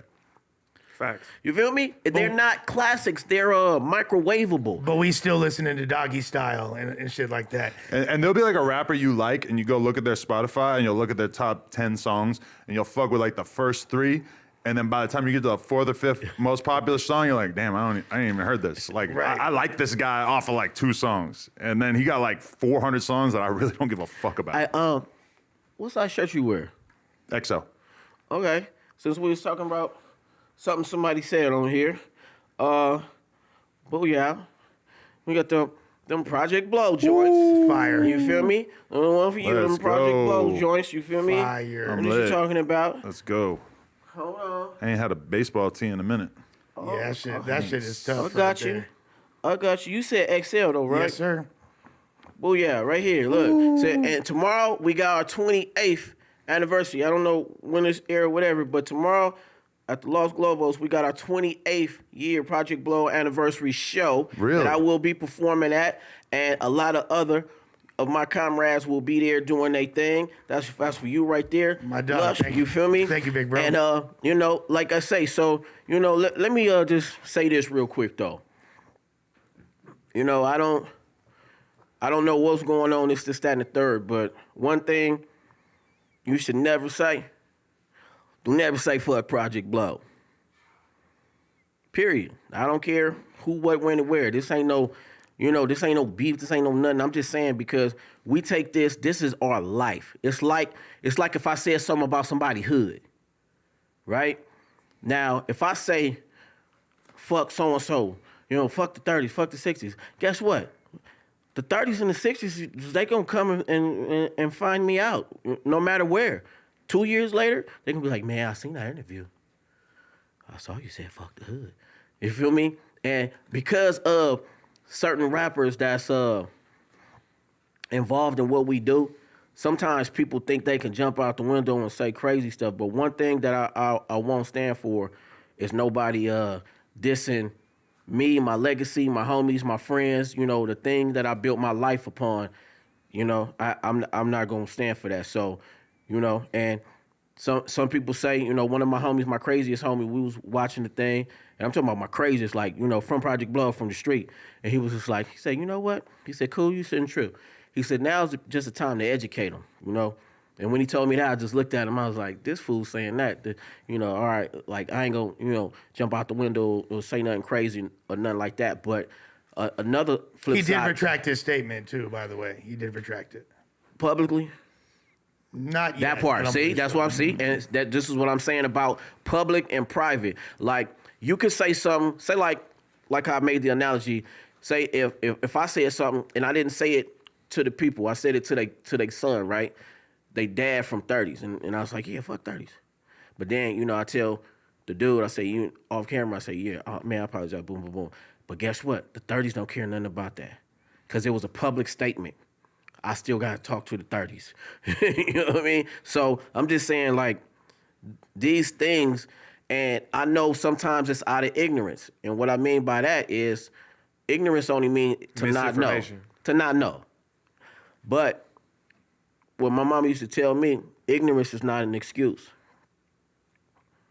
Now, if you don't know, don't speak about it. You know what I mean? Just, go do your homework or this, that, and the third. So, it's no disrespect to nobody, but I'm just saying, like, things like that is not cool because we built a life off this. I've been to way more places than a lot of people in this building been to, off Project Blow and off The Good Life. I tour half the world 6 times off being an underground MC. So, that's my success level. People could say, oh, well, I never heard of you. I don't know nothing about that. Yeah, because it's not for you. But it's for the people who it's for. Like this is what we do. Like I said earlier, my homies just got nominated for a Grammy. And that wasn't their goal. But it was so significant and the music they put out was so dope that 30 years later, somebody was like, you know what? I think we missed a step. And that's why I'm really glad that that Suspect, Oh, come on, man. because Nigga, I was born in Project Blow. I wasn't going for none of that. And I love AD. But I wasn't going for none of that. Nigga, that's all I know. You feel me? The thing is, like, there had been no real reference made to Project Blow before I got here. Since I've been here, you're the 5th Project Blow MC that I've had. No Can Do, I've had Dumbfounded, I've had Satire, I've had Open Mike Eagle. Now, we get into the OGs. All my grandkids. Yeah, you feel me? Like, no, like literally. You feel me? Literally. They was like almost the last generation. You feel me? Like they came a little later. We got a couple of generations under them. The Dactyls, the Other Wisest, the Kinky Reds, like Ja Ora.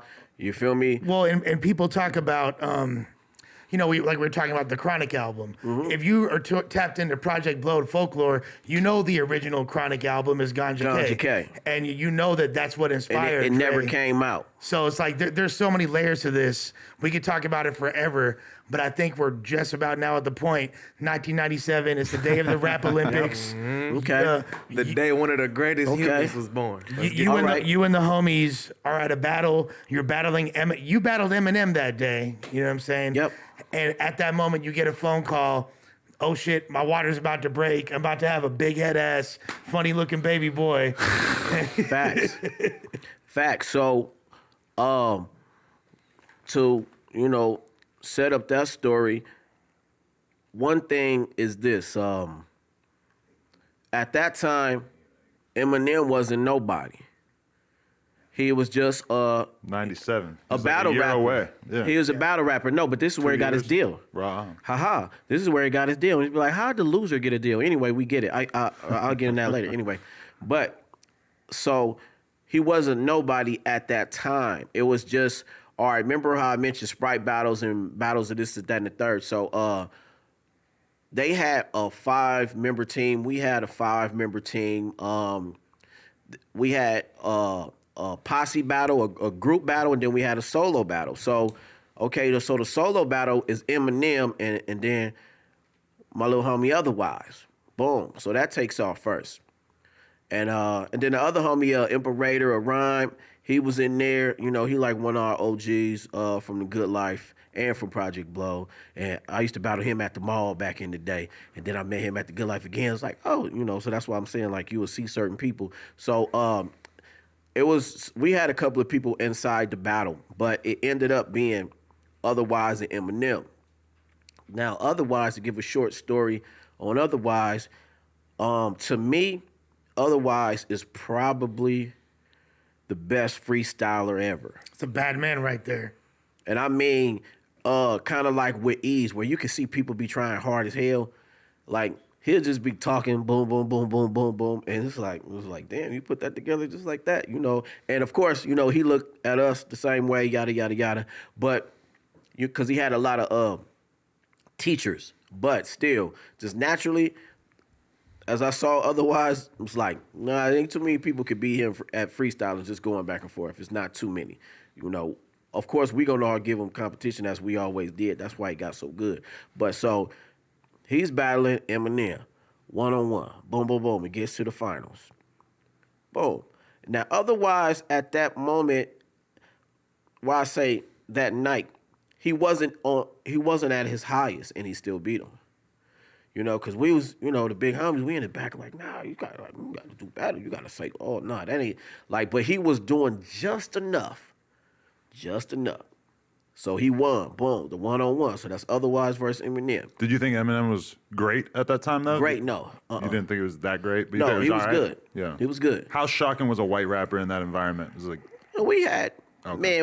my homie Famous, Cut Chemist, we had a lot of white guys, Okay. And, we got Spanish guys. So that's not even nowhere, by that time, that's not shocking to us in no sort of way. You know? it. Like we have like Arabian homies, dudes from Armenia, from Persia. It's like it's so much like dumbfounded, slant eyes. This is Chinese. We got Filipinos. Like, but that's what our thing is about, And to kind of double back a little bit,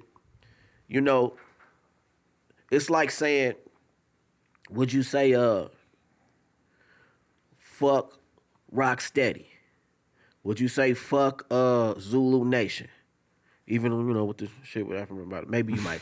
Anyway, but I'm just saying, that's what I thought too. Yeah. It's a different story. But we're like that in Los Angeles, in California. We are like one of the biggest crews, movements, period. You know what I mean? So we just had, just 5-man crew. Otherwise be Eminem, boom, just like that.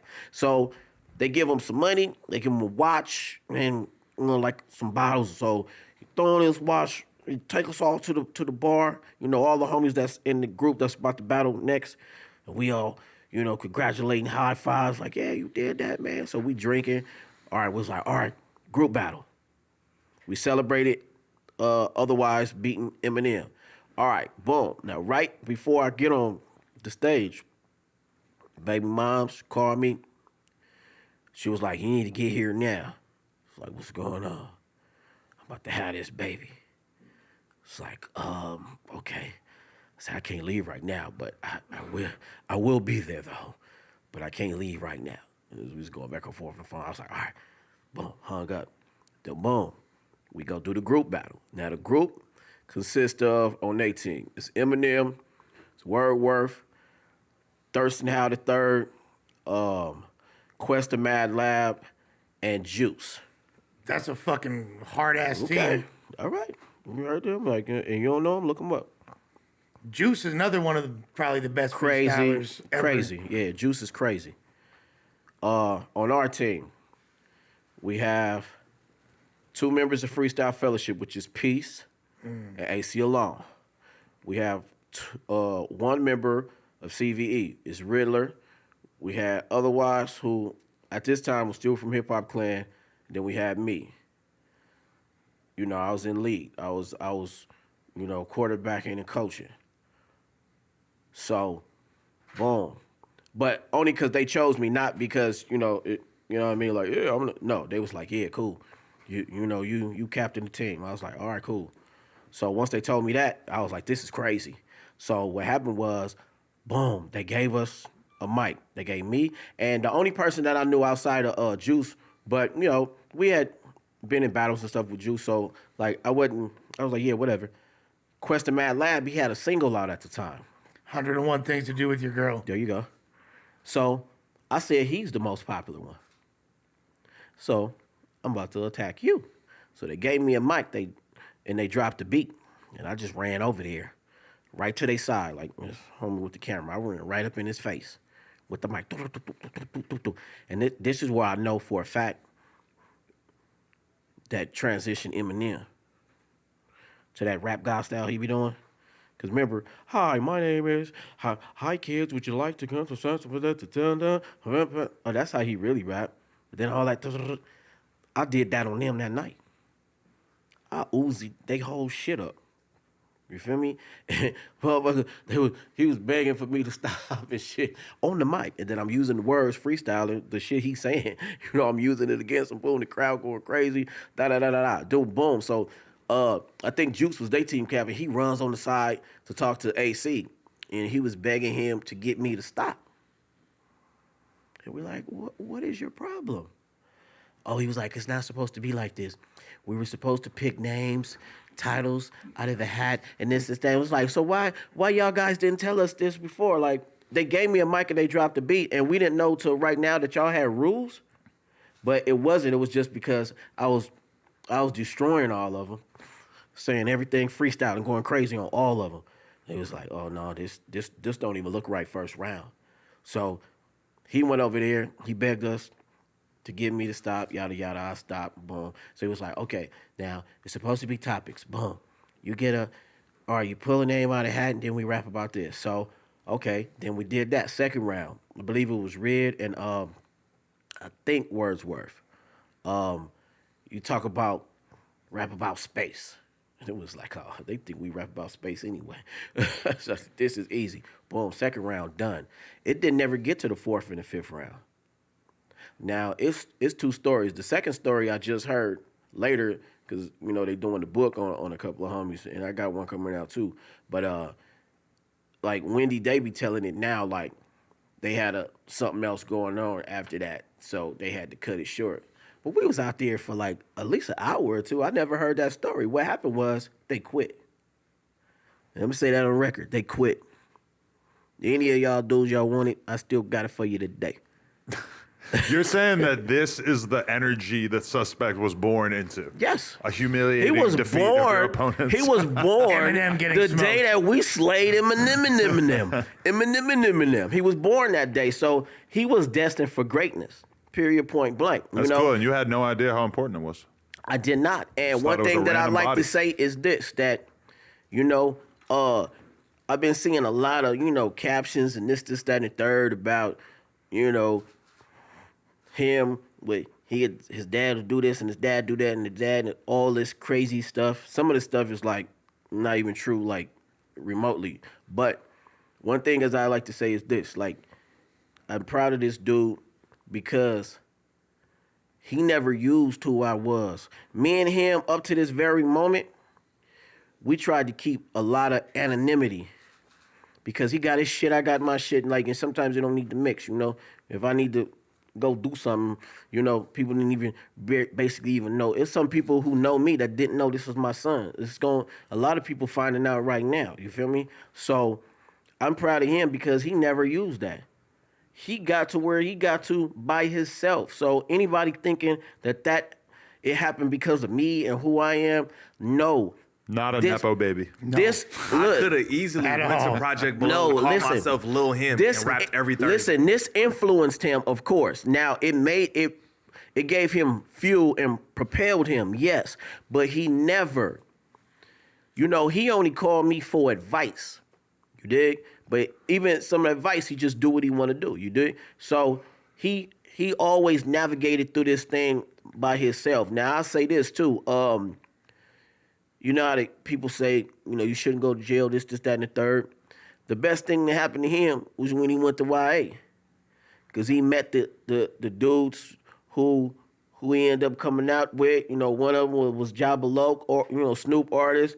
Like, he aligned with dudes in there that all end up being somebody later. And then I was like, that's a crazy ass story to me. It's like your own little Project Bloat in there. I was going to jail back and forth. You feel me? That's a crazy First time I went to story. jail was like 12, but then I had met Snow, Jabba, all of them, like my sixth jail stint at like 16. You feel me? And then the nigga wrote down his Instagram and gave it to me. And then when he got out, we linked, dropped the song, and it was history. Man, I fuck with Jabba, but when I think about him, all I can picture is that mugshot now. He got to get it Fucked together. up. Yeah, that was, Free that man, though. that was trash. He did that. And I like Jabba. You know, I talked to him on the phone. You know, when he was out the first time. You know what I mean? I actually like, you know, his music, his songs and stuff. And I let him know, you know, like I say, I'm not one of these dudes who is like, oh, because I'm from this and I do this. I do listen to a lot of new music, but I'm also not I'm not impressed by a lot of the things that go on, but I do find people to listen to. You know, it's not like I'm just sitting back listening to Run DMC all damn day. It's not like that. You know, I listen to a lot of dudes, you know. When Mozzie first came out, I was heavily into Mozzie. Briss from Up Top, you know, rest in peace to Briss. Yeah. You know, like Dave East, it's people from every little city. You know, when grime was really cracking in UK, I was listening Wiley. to that before anybody even knew what that was. So you like music where you got to do a little research to figure out what the slang Yeah. is and everything? No, This I is fact, no, I do 2006, because listening to Wiley. you know that like how like we are a gift to some people, and let me say what I mean by it. That you know how you have something that you think is just yours, and you be like, man, this is the hardest song, and I know nobody don't know nothing about this, and we can keep it like that. That's me. That's how it is, and I always find dope stuff, and I be like, nobody even know nothing about this, because I That's remember so weird. That at bled one right time. onto me. Look, his two favorite rappers at one time was Wiley from UK and the homie Bus Driver, which is a weird ass mix. Let me find out, Suspect. That's facts. That's facts, bro. See, I cannot picture Suspect jamming. Okay. Shouts to Okay. Bus. Shouts to Bus. Okay. Hold your hand when you die. Bryce the rap on fucking rerun. Look nigga, at you. on rerun. Okay. Look at you. Can I ask you a heavy question? Yep. Were you intending to have him, or it just popped up? nah, yeah, you know, just you know, you young, you doing your thing, you know. Who in the ghetto? I don't think most people plan on kids. What was the relationship with moms like though at that time? At that time, it was cool, but his mama crazy. That's facts. But she know it. She texts me now. That's facts. I Look, love my mom. look, She's definitely crazy. She's a great mother, crazy No, girlfriend. yeah, no. She's an excellent mom. I've never seen another dude in my life. Let's not get that What a twisted. great She's mom, an but she's excellent mother, but she's just she's crazy. But but she's also grew up and developed. Because let me say this. Well, I'll say his moms, his two moms and his sister. They didn't want me to do this interview. He was just nervous. What was the main reason they didn't want you? the part that he because just said. This type of shit that suspect be into. Right. You know, because the anonymity of me, I can pull up and I could disappear. You dig? Well, there's been certain instances where it kind of affected you, right? I mean, like, Yeah, no, for sure. There's that whole viral thing. We're not talking about anything that people don't already No, know. of course, but of course, like, of course, yeah, of course. Right. There's, him and his buddy Snow got into Yep. it. Shit Yep. went kind of And crazy. I hate when people say I called my dad. I never called this nigga. I was outside waiting for my fade. He woke up. Like, what the fuck going on? I'm at his house. So he gonna come outside. Nigga, it's his house. I ain't call that, nigga. Yeah, and the thing, let me say this, and they always say, like I said, I see little posts, I read little posts. Oh, his dad this, his dad that, his dad that. Number one, until this day, I never publicly spoke about anything regarding suspect. Publicly, ever. See? So you 'Cause I can't never say call him. that He be calling me. Oh, I saved him, or he always running to me, this, that, and the other. It's not even like that. You feel me? Because, like I said, we tried to keep our anonymity as much as we could. You feel me? Now the cat's out the bag, whatever. It's no big deal, But I think we were successful in the long ass time was just being like separate. You feel Facts. me? So, but now, in regards to that situation, I know this guy. Just like I told y'all about the rock story. As a kid, this is how this guy should have came to the house. Pull Talking up about your the story car. when a nigga knocked on the door with the rocks and I squabbled him. Pull up your car to the front, knock on the door, Right. ask for your fade. We all know each other. Everybody Now, know my house is now like that. what High school, happened- I would get the gloves and we would fight in my backyard. Everybody know you can knock on my door and ask me for a fade. He's gonna make me come outside. And I'm gonna you fight. come into my door, and this is your friend, get his ass out of here. Facts. Now, if anybody else want to do something, I got him. But get this dude out of here. And that's what I told, because here's another story. Part of the story. All they parents involved, they called me. Facts. What are you doing to my son? What are you doing Hey, I didn't say what nobody said or nothing. These super I'm ass just gang saying, members. Listen, all them gang members' they- parents was calling him, Yes. talking about why would you do that to my son? yeah, you put a How gun could out you? and this, that, and the third. Now, the point, now listen. And niggas be talking about, I call my parents. I didn't even call this nigga for that situation, but all them parents called his phone. But that's a fact. Fuck out of here. I still didn't call nobody. I didn't call that nigga. I didn't call nobody. I didn't know that part. Okay, I know Yeah, when you didn't. see shit happen in the street, you never think about there being like a layer of conversation between the parents. Well, they were kids. Daddies was blowing this nigga phone up. Mamas too. Mamas Talking about, too. how could you? They're Mamas kids too. though, right? Right. Like, No, mamas too. But Them anyway, niggas caught they parents so fast. Now listen though, what I'm saying is this though. If you would have came, and this is what I told them, if you would have came, park your car in the front, knock on the door, ask for your fate, it would have went down like that. Period, point blank. Facts. Now what happened was you coming to my house, you going live, you talking crazy. With 3 niggas and I don't then, know. Yeah, you bop up the street in the middle of the street with gloves once you hit the block. That, as far as I'm concerned, that's gangbanging. You think you gonna gangbang on my house? It was only one time in any of this guy's situations where I got in the car looking for somebody. Once. And it wasn't that. And I told them, I said, has suspect ever came to your house? Gangbanging or being disrespectful to you? They all said no. No. I said, now why your kids come up to my house, gangbanging on my house, being disrespectful to me? That's it. I don't, it's like, catch them in the street. Like anybody else, catch them in the street. What is anybody gonna do regarding their house or regarding their kids when somebody come to your house? I don't care who you are. What a bear do when a female bear, when another bear, big male bear come, she starts squabbling the big dude. Get your ass out of here. You ain't about to kill this little nigga. You feel me? Easy point blank. That's just nature. So I didn't go seek nobody out. You came to my house. I'm going to protect my house because that's where we lay our head. So if you come to my house and you come to my house disrespectfully, I'm going to react. In my mind, I kind of went back to, like I was telling y'all stories about, when I'm 17 and 18, I kind of, in my mind, because sometimes it's just go time, like you kind of black out, like kind of like I'm just moving. And I wasn't even paying no attention to him and the other dude online or record. I wasn't, that wasn't that, but that's when I realized, like, oh, shit. I was like, once I realized, like, later what, like the recoil of it, I'm just like, oh, shit.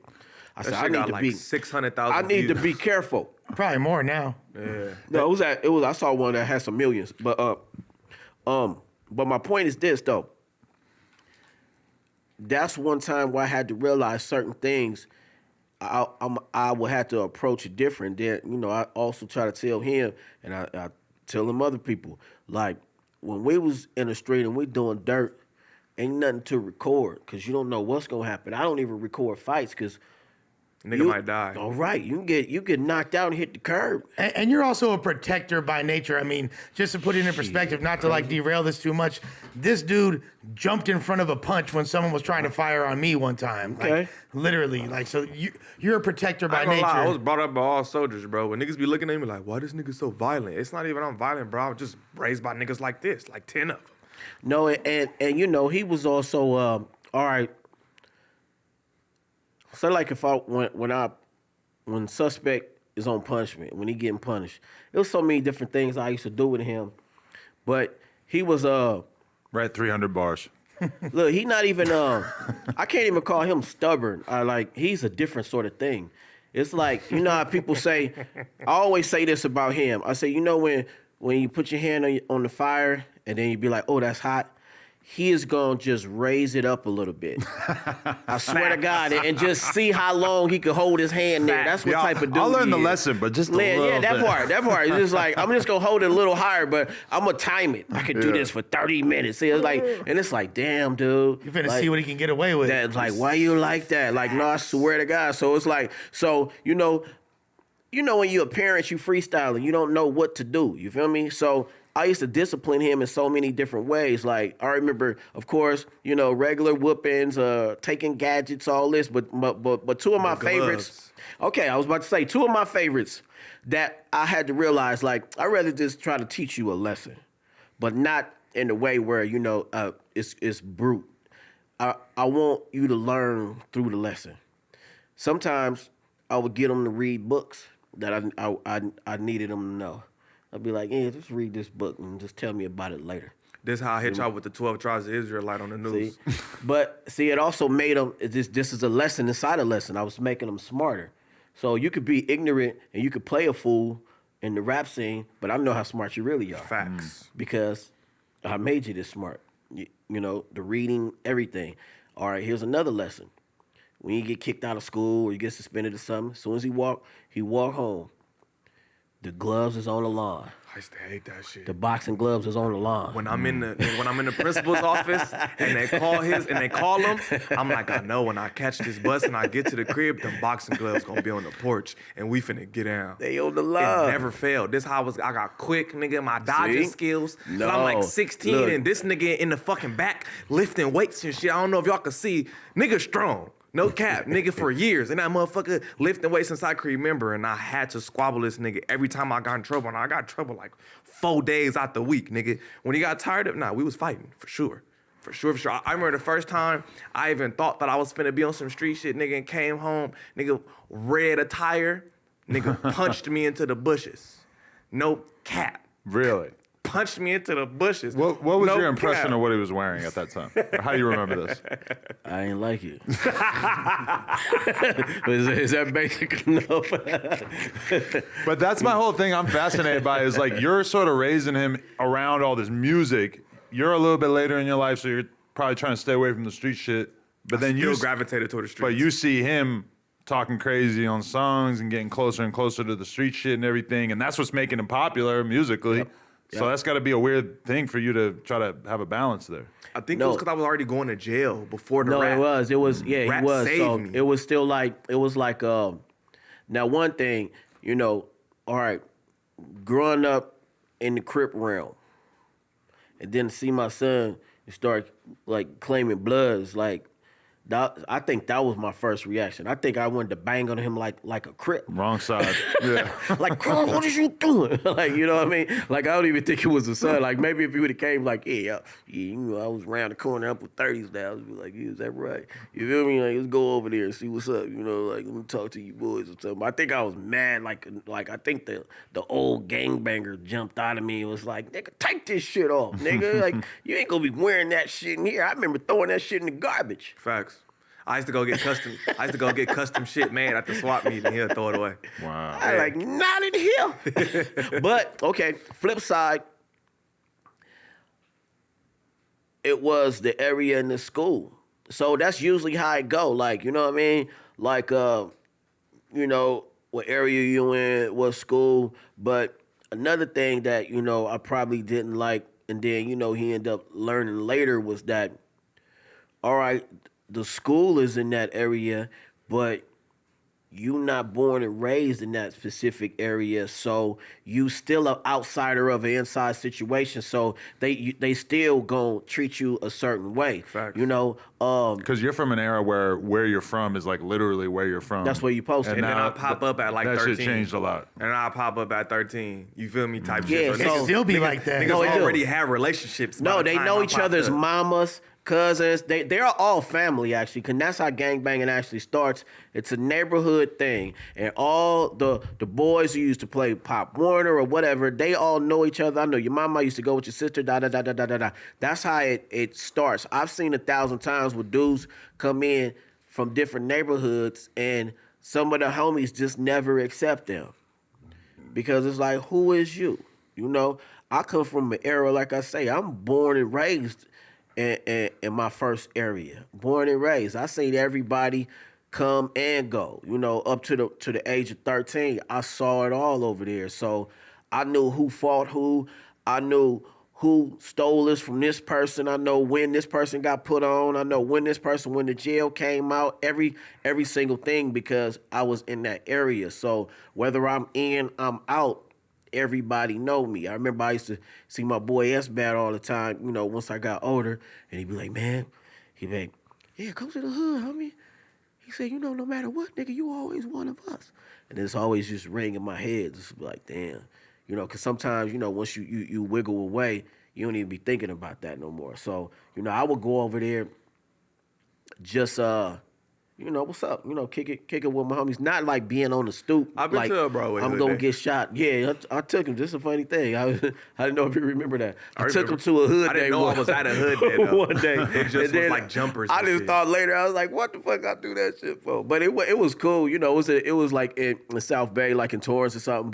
But I took him to a hood day one day. You feel me? And I'm just like, you know, as I think later, I was like, I don't know if I should have did that. But anyway, it was just to, you know, show him the camaraderie, you know, that some of the homies had and this, and it's like, it's more celebratory. Like, they was playing football. You know, it wasn't like nobody was getting DP'd or, you know, it wasn't like that day. But I'm sure it's been, you know, a lot of particular ones that I had went to where, you know, people getting their head knocked off. And But back to your question, not to cut you off, but like, he was super with the rap, right? And then I used to look at him as like, this my dad and I love him, but to me, I'm 13, I'm like, this an old ass nigga. All my cousins is super gang banged out. When you're a young dude, your whole goal in life is to basically separate yourself from your parents. And especially if your dad was rapping and you're rapping, Yeah. of course your mentality goes to like, nah, fuck that shit. This is what I'm doing. This is different. This is my own shit. And especially it must be weird for you too, because you know that him being from somewhere or identifying with a certain gang or whatever,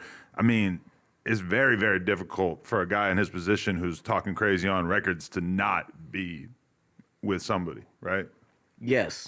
Damn near impossible. Now here's another thing. That is, I'm glad that you said that, because this is one reason why people like to choose him to talk shit to. Facts. Because he's 'Cause not there's no a gangbanger. Now all these other dudes, you already know if you talk shit about so and so, there's a gang attached. You talk shit about so and so, there's a gang attached. You know, I've seen where people would talk shit to him when other people were involved with the gang attached, and they just happen to say suspect. Right. And I'd be like, y'all crazy. Now, guess what? Now, what you think happened after that? That's when I pop up. We don't need a gang. My family is like a gang, I swear to God. It's gonna be females pulling up with dumpers and everything. Like, This is facts, bro. this My whole just family how is it low. is. Like, Now, I was all of talking to my lady the other day, and I'm like, because I had to analyze.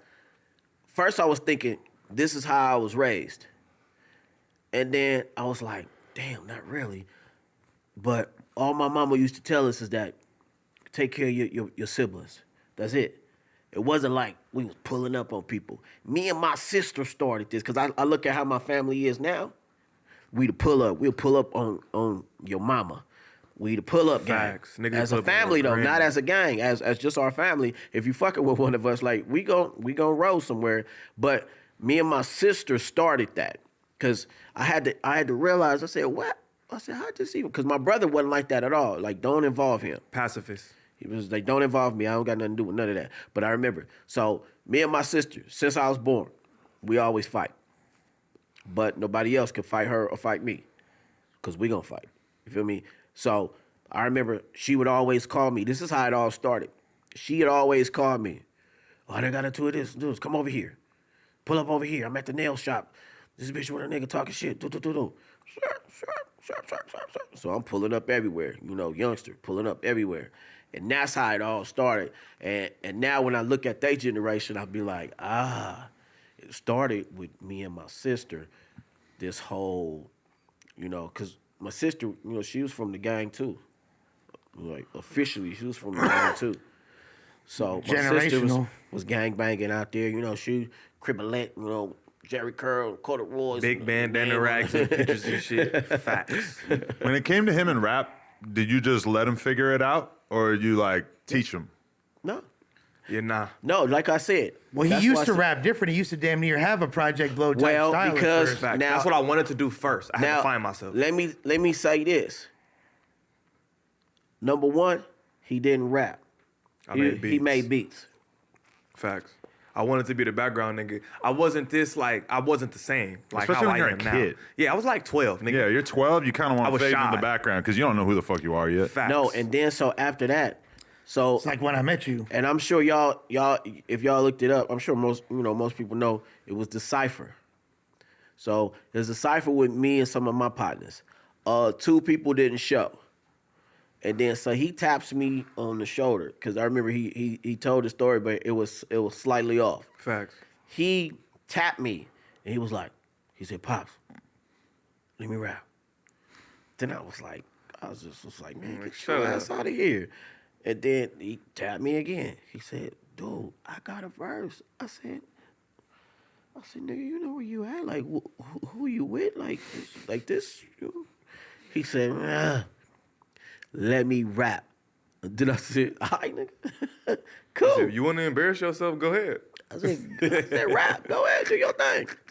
And the cypher is out, and it been out. And this is before he popped as Suspect. So When I DM'd you about it, you were probably just like, "God, he finally found it." Literally, I'm like, fuck. I knew this shit was gonna come out. I think I They typed done old fuck- Almighty Nigga, Suspect. Gina sent it to me. You Yeah. sent it to me. I'm like, fuck. To me, Like, that's the this kind of shit shit come that you should be proud of. That's Yeah, like yeah. how rich your history me is. too. Like, And this is why I say it's this. You like, cause You know when you build up up who I am, now I'm not the same nigga when I was 13. Nigga, once I turned 14, Those nigga, stepping stones. I turned into a whole nother But nigga. that So you wanna adds just to leave it, that though. shit, That you know? do. That Only adds- difference it's is people cool, can though. see it. You can't see me riding mountain bikes when I was 12. There's no no footage. cap. Thank It- God, it's there's crazy. no footage. but that's the thing. Like, cool. When you was a youngster in LA coming up, it was cool to be a lyricist, right? Like, Yes. it was cool to be different and like Bro, flip niggas styles. used to look at me crazy. Okay. Going When did to that my shit- school rapping like well, that. let me just say this too. Yes and no. I remember, like I say, I grew up in the hood. I remember one time that when I knew when I was gonna rap, it was the song that Run DMC had that Run say, "Now if you say you heard my rhymes, we're gonna have to fight because I just made the motherfuckers up last night." And they was doing it live, and you could hear the people in the back screaming. And then I was just like, why the fuck they do that? I didn't even quite understand the line back then, but I was like, that whatever he did, I said, I gotta do that. And that's why I turned to the sort of rapper that was my only goal. To get people to react off dope lyrics. Because I love that they just start screaming and I didn't get why, but then a couple of years later I got what the reaction was about. And I was like, oh, I said, I need to do that. I have to. And that's what always, when I was writing, that was always what I was on. Like, nah, it was the reaction. I need people to cheer all at the same time. And that's a hard thing to do when you just rapping. To get a room to all respond at one time because they all got what it was and it was all, like, damn. But that's like when, crazy. Adam, like when we were kids and we first heard Wu-Tang, we had no clue what the fuck those fools were saying, Nah. but we knew it was dope, right? Like you said- Socrates, philosophies, Yeah, it's a hypotheses. vibe. You feel A lot me? of it really didn't make that much sense. Yeah, it's a vibe. But to go back to that story, it's like, so when I heard that, I went out in an apartment. I had this little straw hat on, fake leather coat, 2 striped bubble gums that I thought was like Adidas. Sounds like a Blasey outfit. Look, with a bum little boombox radio, and I sat on the stoop, and all my OG Crip homies is in the back, all laughing, all giggling, all talking shit, and I was just in the front listening to K-Day, and I was like, yeah, fuck them. And I think that was the real moment in my mind where I was like, split. Like this, because I took the ridicule, the roast, because I did look like a fool. But I didn't know it at that. I was just like, nigga, I'm trying to be like Run DMC right now. And this all, I was like, shit, I got a hat, I got a fake leather coat, I go outside with the radio. And I did that all in front of all my crib homies. And they just like, they just looking at it like, look at this fool. You feel me, talking shit. And I didn't go in the house or nothing. I'm just like, listening to the radio, this is what's up. And in my mind, I think this was a point where I'm like, boom, I think I'm gonna be doing this, like one day. And it was another point when my grandmoms died, my uncle came to live with us, and I remember it was me, my Uncle Bam, and my brother True, and they ended up being DJs together. And, I'm like 3 years younger than my brother, 4 years younger than my uncle. So, they would be playing with equipment, and I just started freestyling one day, roasting them. And then I saw their reaction. I was like, oh, that was good. 9, 10 years old. And I liked that it was a reaction to it. You know, like, oh, they thought it was good. They laughing, they like, oh, keep going. And I was like, oh. So those was the 2 moments in my life where I was like, I think rapping. But it wasn't necessarily cool. It wasn't cool to be an MC in LA like that. No, it wasn't cool at the time. You know what I always say? Good Life made this cool to be either unsigned. You know, remember in the magazine, what was the magazine that had the unsigned hype? The Source. Okay. We was in that too, you feel me? Where it's just like, it wasn't cool up into a certain moment, because if you remember... Y'all was on the cover of rap pages too, that's the legend. Yeah, see, it's like, yeah, they got Raz, they got Ganja K, AC, Coco, Medusa. It's a really dope cover. And we was doing a lot of this back in the day. But it's like, it wasn't cool. Now, it wasn't a scene. We created the scene. It wasn't a scene. Like, you either was signed or you was a bum-ass rapper. There was no in between. We the ones that made it cool to be unsigned. And even, you know, half of us was signed. The other ones that wasn't signed, we never even cared. It was like, we're going everywhere. I'm just as popular. Who cares about getting signed? I put my own records out. I remember him coming home from Europe with all type of trinkets and gadgets and shit Yeah. when I was a kid. I would always, you know, I remember I had to sell all my merch because I would go there with 1 bag of clothes and then a bigger bag of merch. And my goal is to just get rid of that. And then I remember one time it was miniature bike. I was in Germany. It was a miniature bike. And I sold all my merch and I put the miniature bike in the bag and brought it home for him. You know, going through customs and all sort of stuff. Because I'll make sure, because I'll be gone for a while, and I'll make sure, you know, when you a little kid, you like, where the hell is my parent? You know, especially if you an active parent, you know, where the hell is my dad at? So I make sure I bring something back. That's why I was bringing it back, to be like, listen, this is a trinket from a whole nother country. So I was doing music, doing other things, and I make sure. And then when his sister was born, it was the same thing. I would, no matter where I went, I would always bring them stuff back so they could know, like, I was in a different country working. You know what I mean? Not just I miss my dad and where's this dude at? And, like, you know, when little kids, like, you going to, I remember one time I came back from Europe, and my daughter, she was under a year old. She didn't know you. She didn't know me. I was like, what's up? And she was like, she just looked, it had to, like, recalculate. Not that I was like, oh. It fucked me up.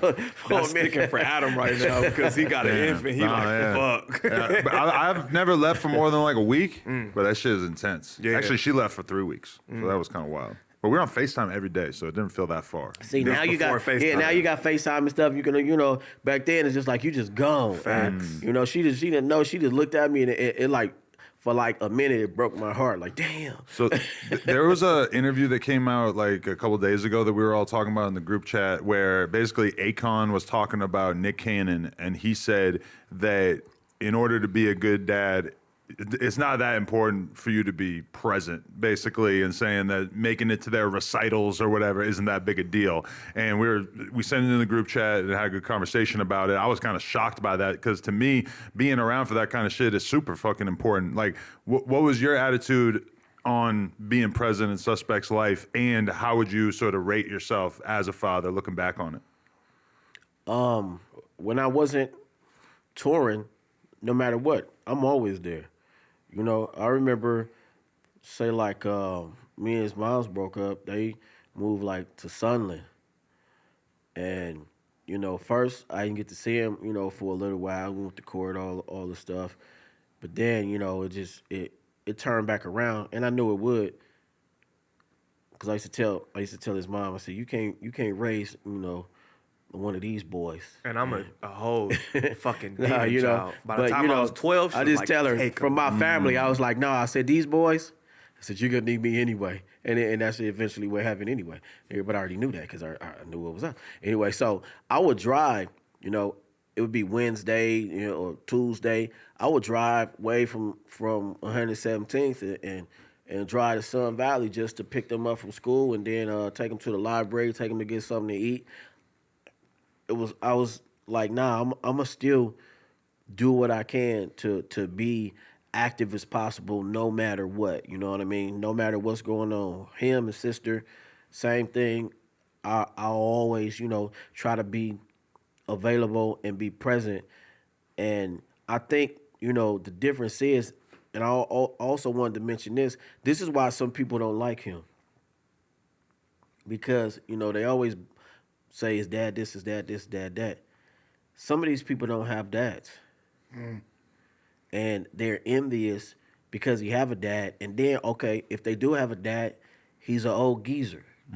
He's not as fly, he's not as, street savvy and active. And I just mean as far as, just being who I am. I'm not like in the house, like just watching TV all day. I'm active all the time, just handling business. This is kind of weird because it's like, even though Suspect is objectively like a psychopath, through your dad, you kind of like realize why he also has a good head on his shoulders. No, for sure. Yeah. And why he's kind of like wise beyond his years. He's making him read them motherfucking books. That tells you a lot, right, in and of itself. Feel me? Because, bro, I was in the streets with this nigga, Project Blow, 5 years old, 6 years old, watching grown-ass niggas smoking cigarettes, drunk in the parking lot, battling each other.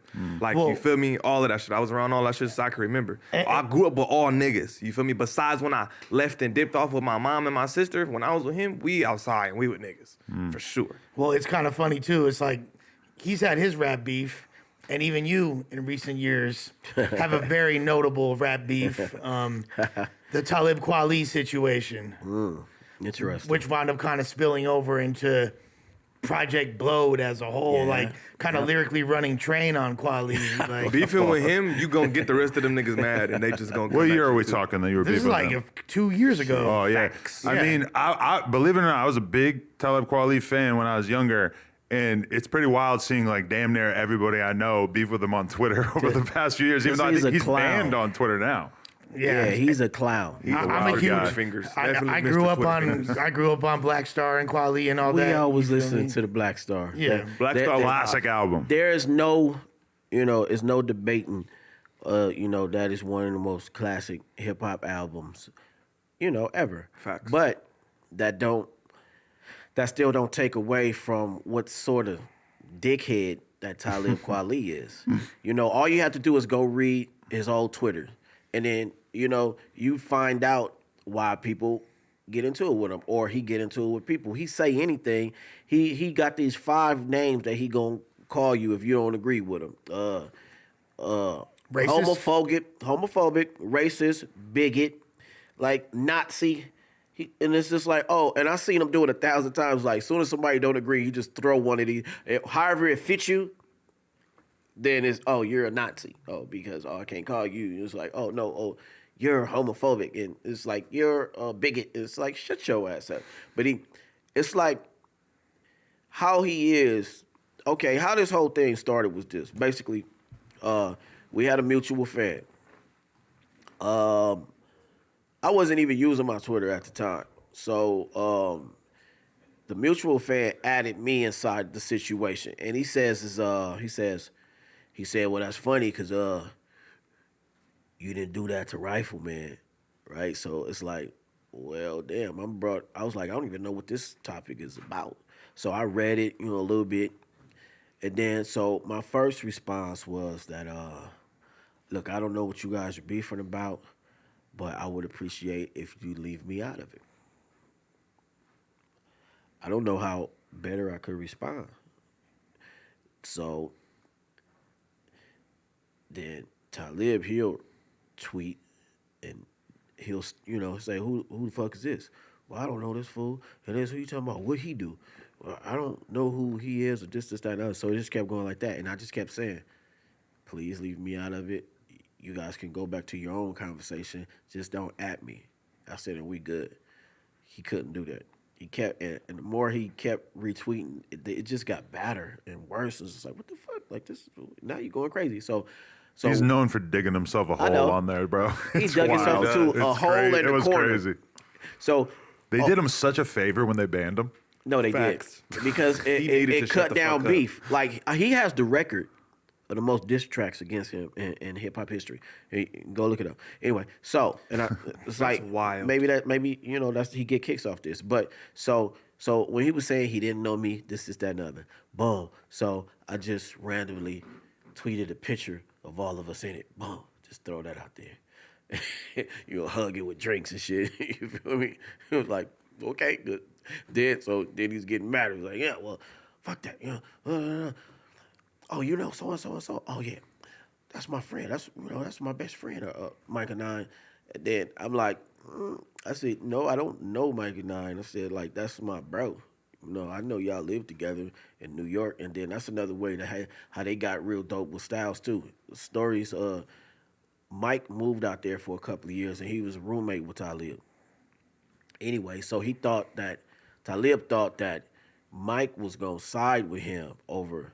But I kept telling him, look, we got mutual friends. It's nothing, so I don't have no problem with you. Just leave me out of whatever the topic is on Twitter, and we good. He couldn't do it. So I sent the picture.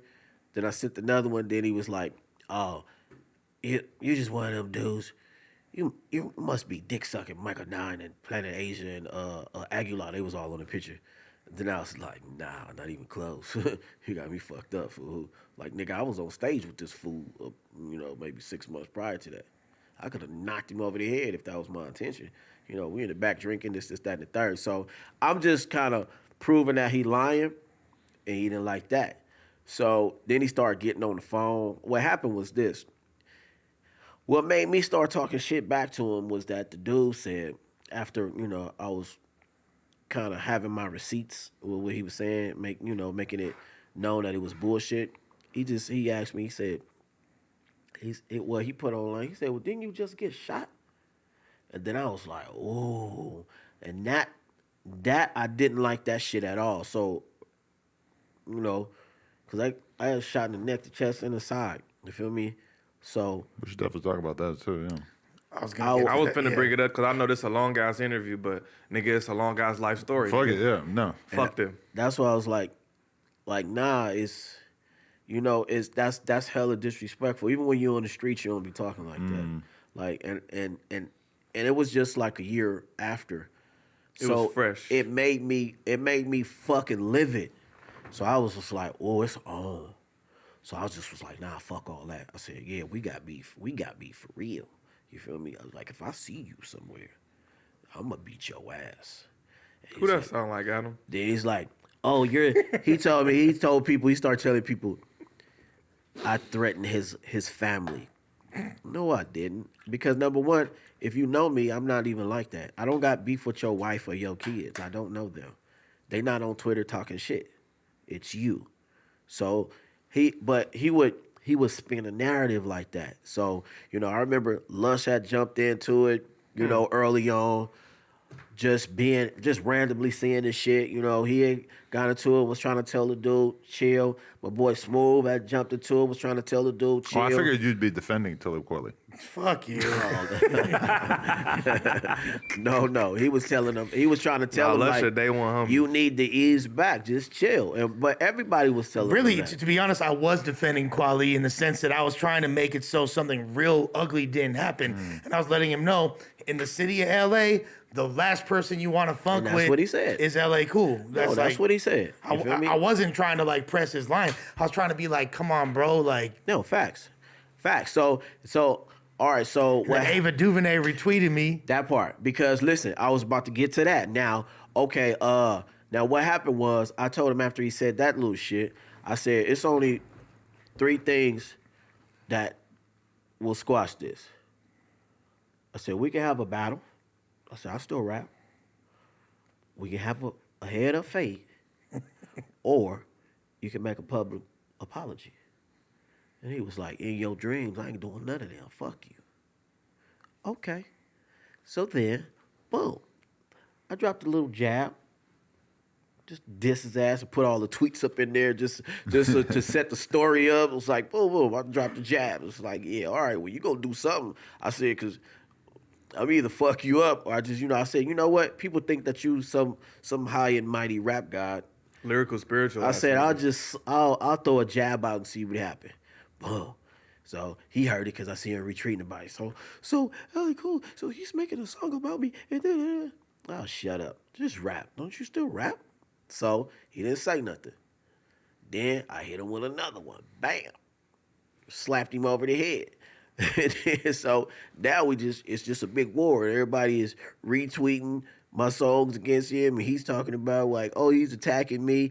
But what really happened was right after the Twitter, I made this little meme. It's like Undertaker and somebody him slamming somebody, and I just took their faces out and I put me in his face, me like choke slamming him, just like fucking with him. Just before I did the song, right? So, no, this was after I did the first song, The Jab. And so I woke up one morning, my phone's going crazy, my emails is going off the hook. He had posted it on his Instagram.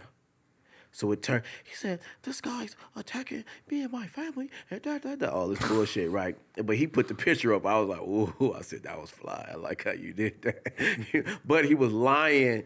He was trying to make it seem like I was bullying him, and I understand.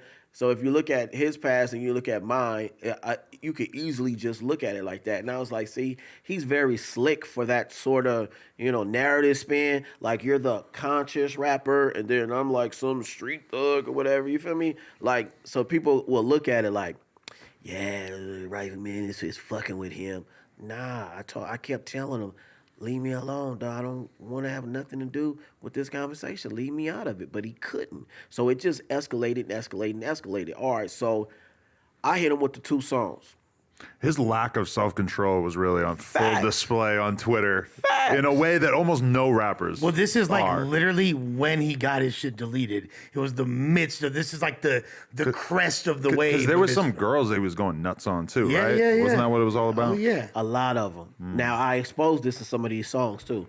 His court cases about what is sexual harassment, whatever. Like his artist Reese, and Yeah, I yeah. talked about a lot of this stuff and showed all the the stuff on the video just to be like, you can pause it and just watch.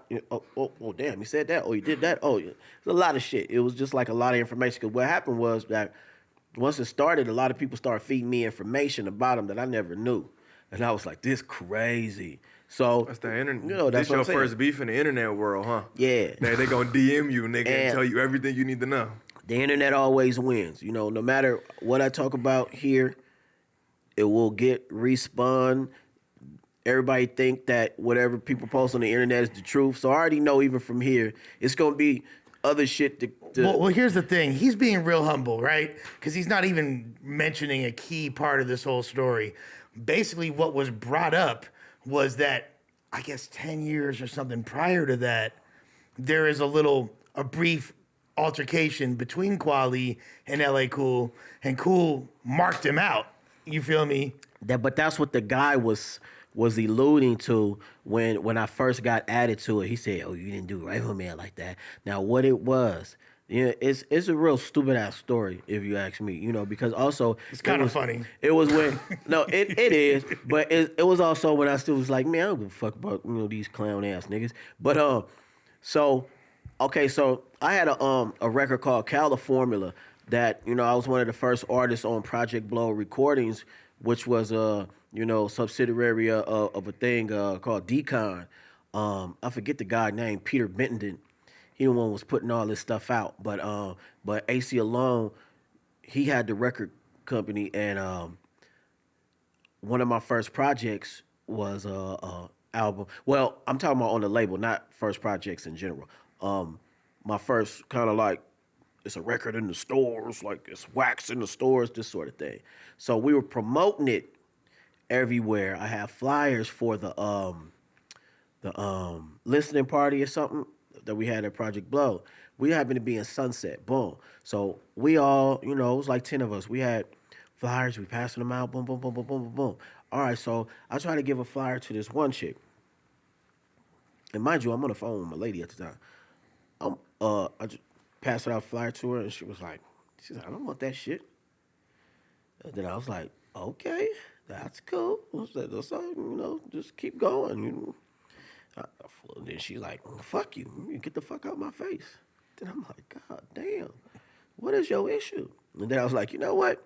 I said, I don't even know, what's going on, what happened, and why you cursing me out. But I was like, you know what? Here's a flyer. Fling.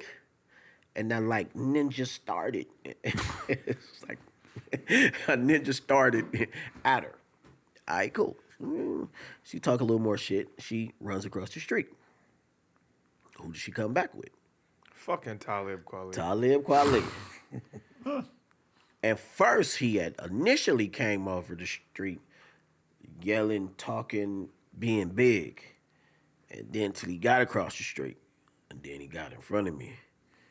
And then I was like, what? I said, man, you know, I don't know, you know, who this lady is, but, you know, she's being very disrespectful to me.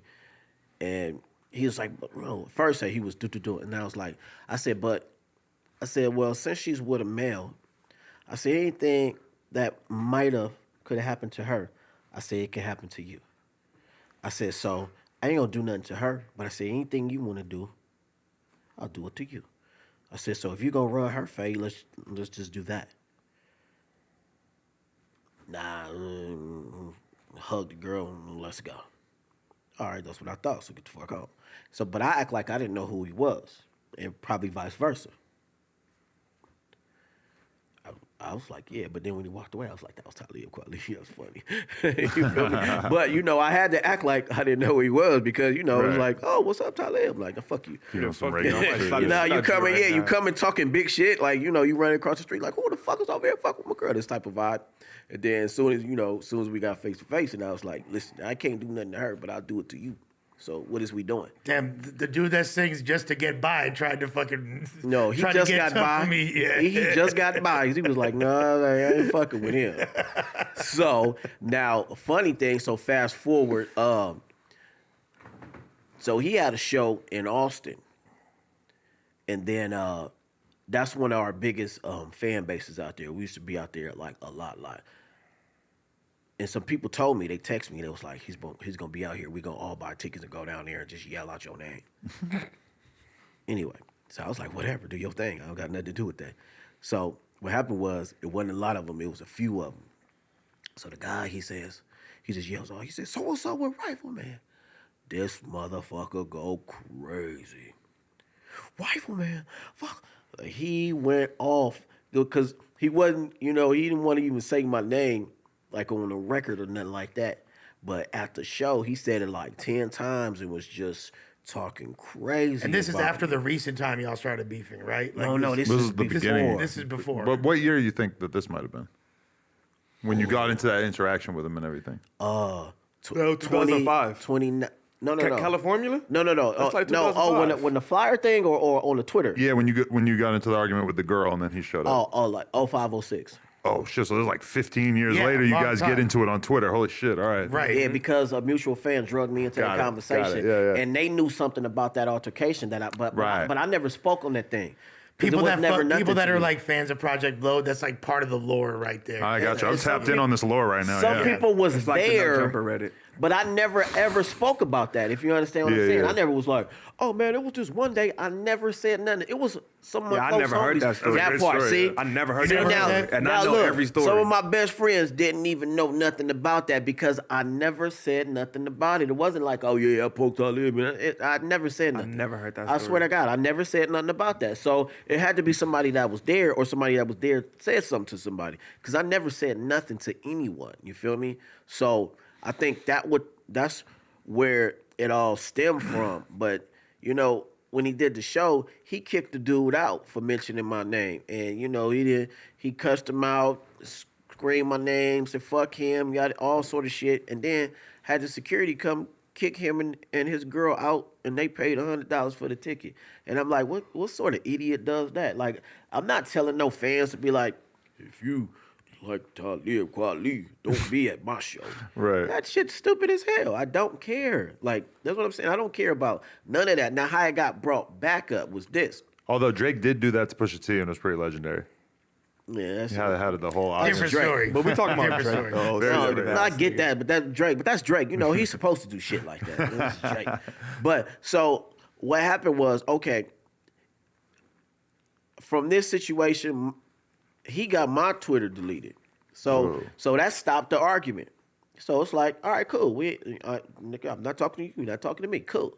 Now, fast forward, he get his Twitter deleted. Well, I was like, see, that was that energy that you was putting out. But he is on the track with Diamond D, and I'm sure Diamond D didn't know anything about this.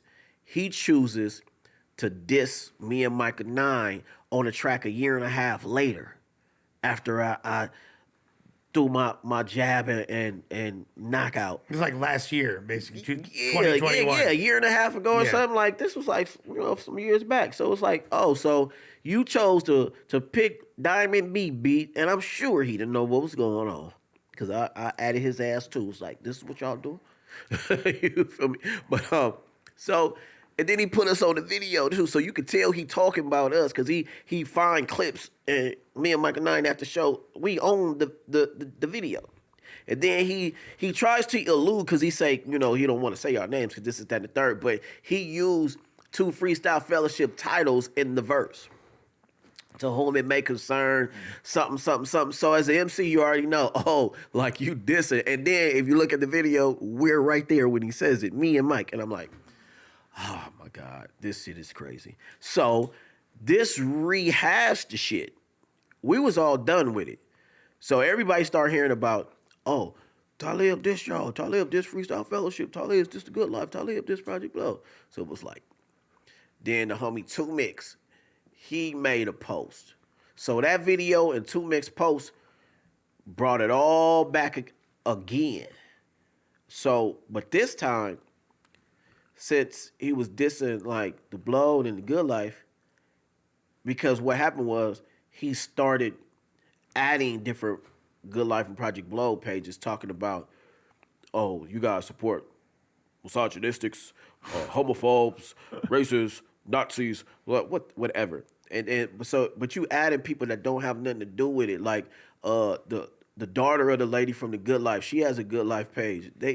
He adding this page that don't got nothing to do with none of the beef or nothing. So you getting people even more riled up. So now it's like, so now you're attacking the whole system. Now what happened was everybody who felt they wanted to punch him made a diss track, and I don't think he was used to that. Like, it was like 10 blowed homies was like, I got one for him. You feel me? And I was like, ooh. And this wasn't like contrived. We didn't tell anybody to do anything.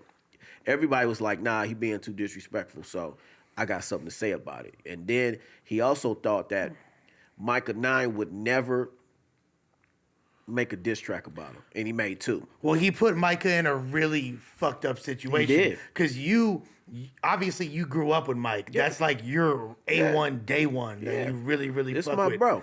And he kind of was like, well, I don't think that, and you were like, look, I don't want to, I'm much not trying to be involved. I don't want to involve Micah. Like, it's all good. And he's like, well, there's no way that Micah would ever take your side over mine. And then when he kind of forced his hand, and Micah's like, look, I don't want to have to do this, but I'm obviously rock with the dude that I actually am family with. Yeah. And then that right there really upset Kweli. Yeah, He's it like, broke his heart. Yeah, it broke his heart. Broke his little love. He had a bromance that he thought was. Well, yeah, he like that's low key like a mentor to him, someone that taught him a lot of shit. And So in regards to that, so it was one time while I said he was like, oh, you don't know them, you just dick riding, and then I was like, dude, I said I'm with him right now, and he said, no, you're not. He called him, and then I could see Mike scurry to the side, and I could already tell. I was like, he must be talking to Talib. And then I went over there. I said, hey, I said, that's Talib you talking to? He said, yeah. I said, give me the phone. He's like, nah. He said, hold on.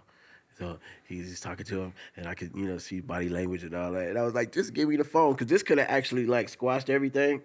If you just give me the phone, we can actually talk.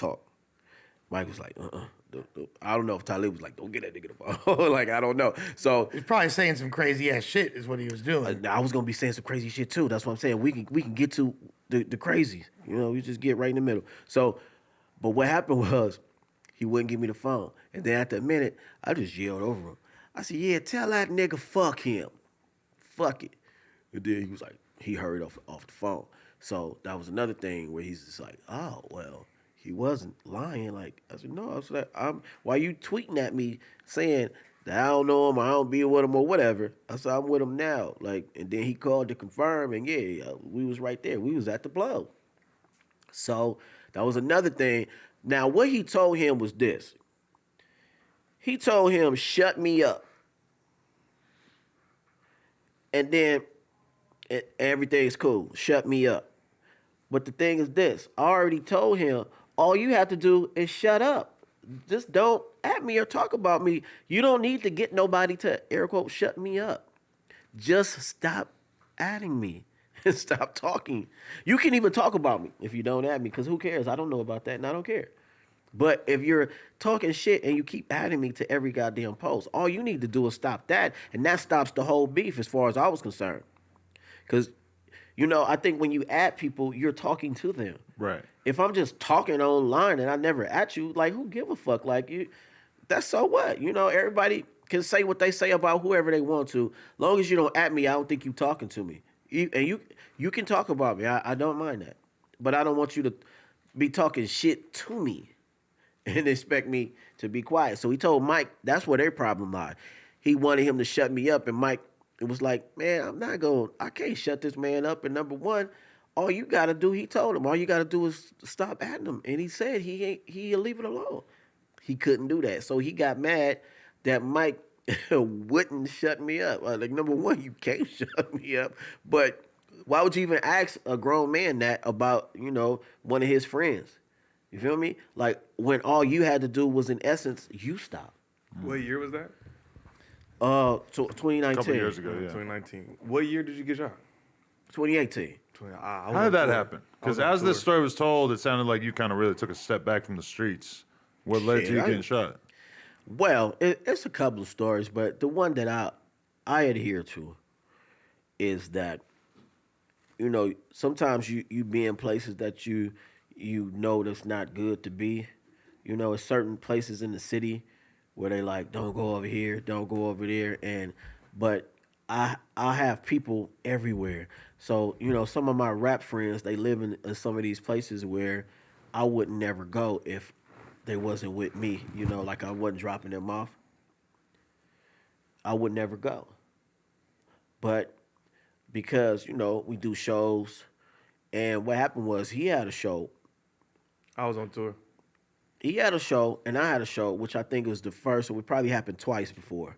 We had a show at the same night, and I was like, this is dope, you feel me? Like, damn, I'm going to go to my show, then I'm going to go to his show. But what happened was, I went to my show, I went to his show, then I left, and I happened to go back to my show, even though it was over, but we was having so much fun. It was just like, you know, because... So it's like 2 a.m. at this point. Gotta I'm a know when to person go of home. time, you know, where everything if you would have did something different, then the time wouldn't have happened like that, you know. So I say it like that to just, you know, to set the storyline.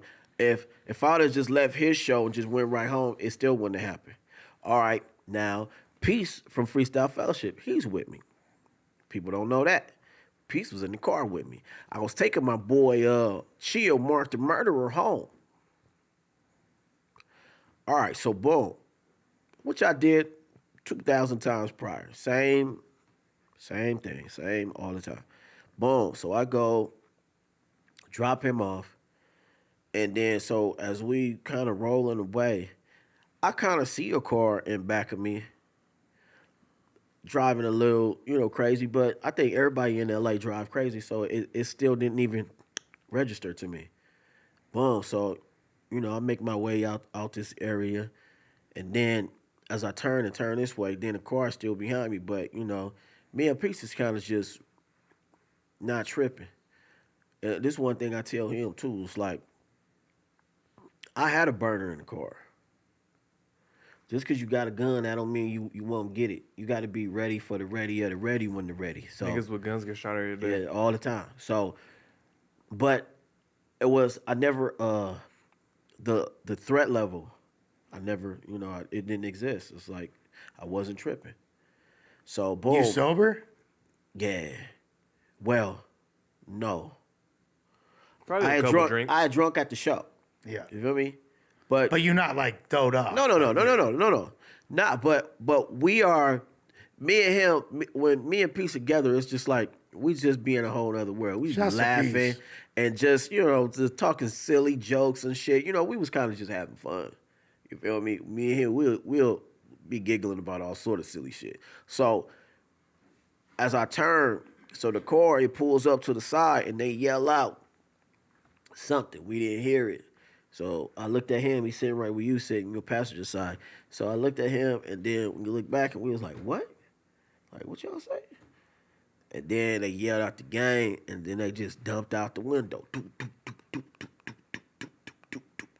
These was kids. They was like his age and younger at the time. You know, they was kids. It's not like nobody my age or nobody I had a personal thing with, or you know what I mean. So that's why I think it was just it's hella random because I don't know them, they don't know me. It wasn't no altercation. You know, I get in altercations all the time. Now, What area were you in? L.A. But an area where it goes down at frequently? Let me just say this: I was in the area of training day. Oh, okay. Read between the lines. No, yeah. I've been over there, yeah. You feel me? Like Goes down you over didn't there, say yeah. that, but and I also say, look, you know, like how I'm looking at and how I'm dressed and all that. I wasn't dressed like that. I wore this, what color and everything today for a specific reason. I don't dress like this on no day-to-day thing, you know. So you didn't look like an operator. I didn't look like no Crip Yeah. or look like no gangbanger at all. Right. I just had on a regular random ass hat and regular colors, you know, kind of like my boy over there with black and a gray hoodie. You know, it was just all regular. I wasn't cripped out or dripped out or, you know, nothing to the effect. You feel me? So it was a random sort of thing, you know, because number one, like I say, I got homies live all through that area.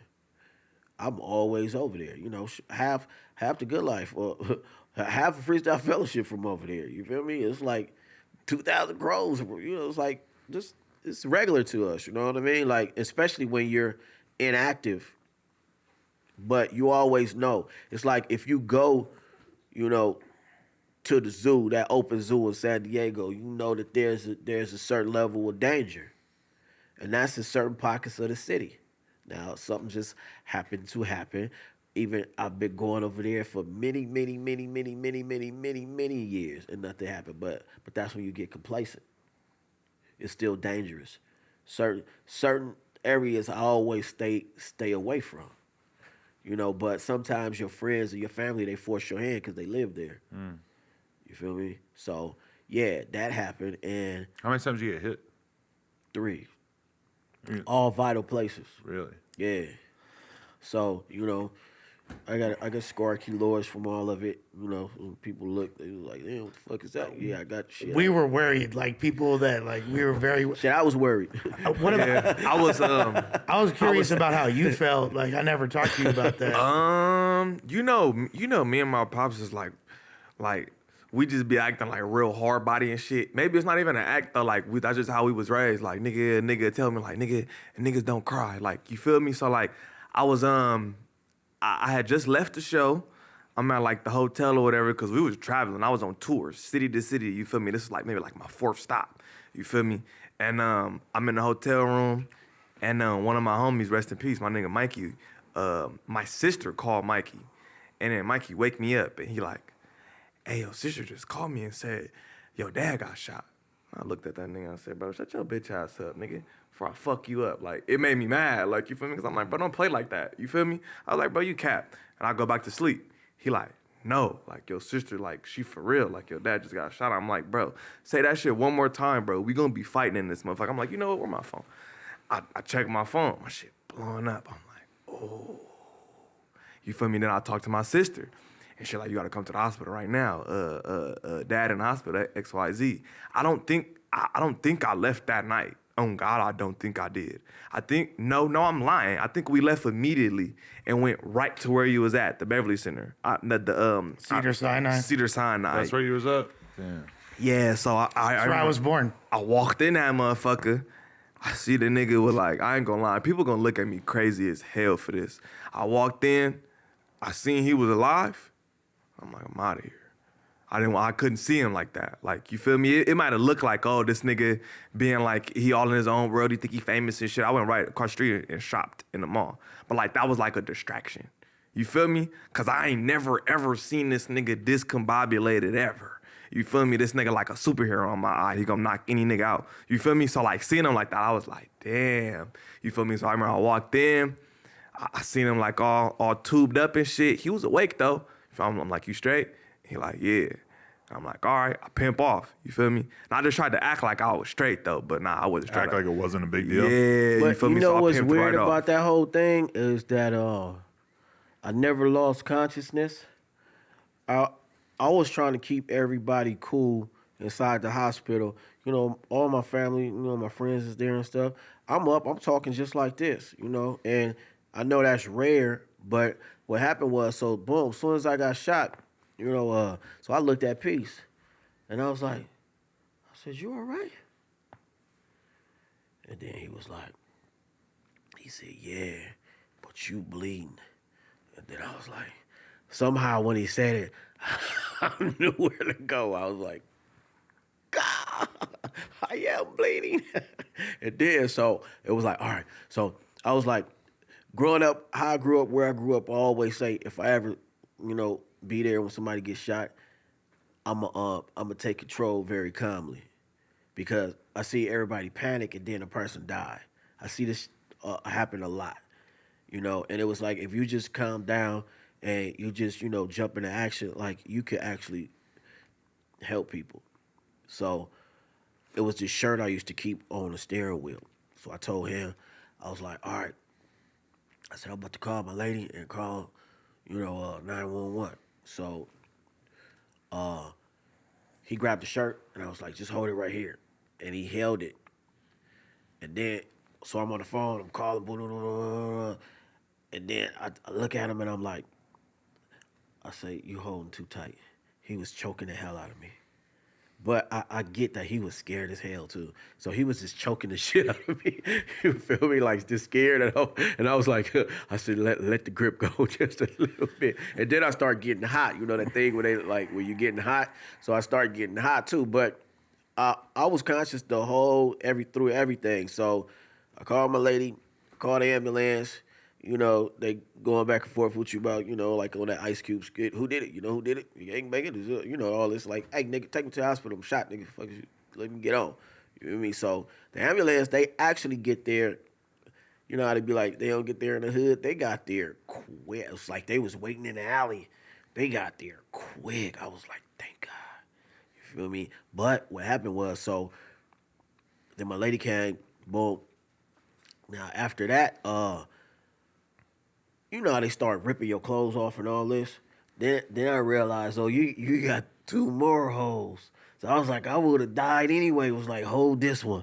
You feel me? I didn't know about this one and this one. Like, damn.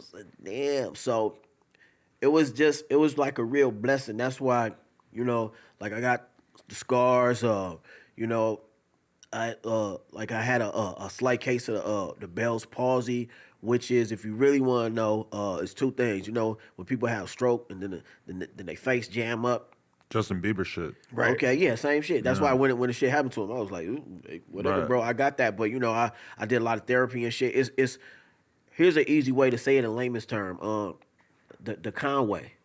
Yeah. Me and Conway got the same thing, but it was like he got a severe ass case. Like, my shit was bad, and that's why I captured a video. I did a video called Cheated Death, and you could see like my shit was jammed up a bit, but not like his though. Like his is like, cause he got shot with a shotgun too. It's a whole side of his face. Yeah, no, mine was like that too. My whole case, but it's not.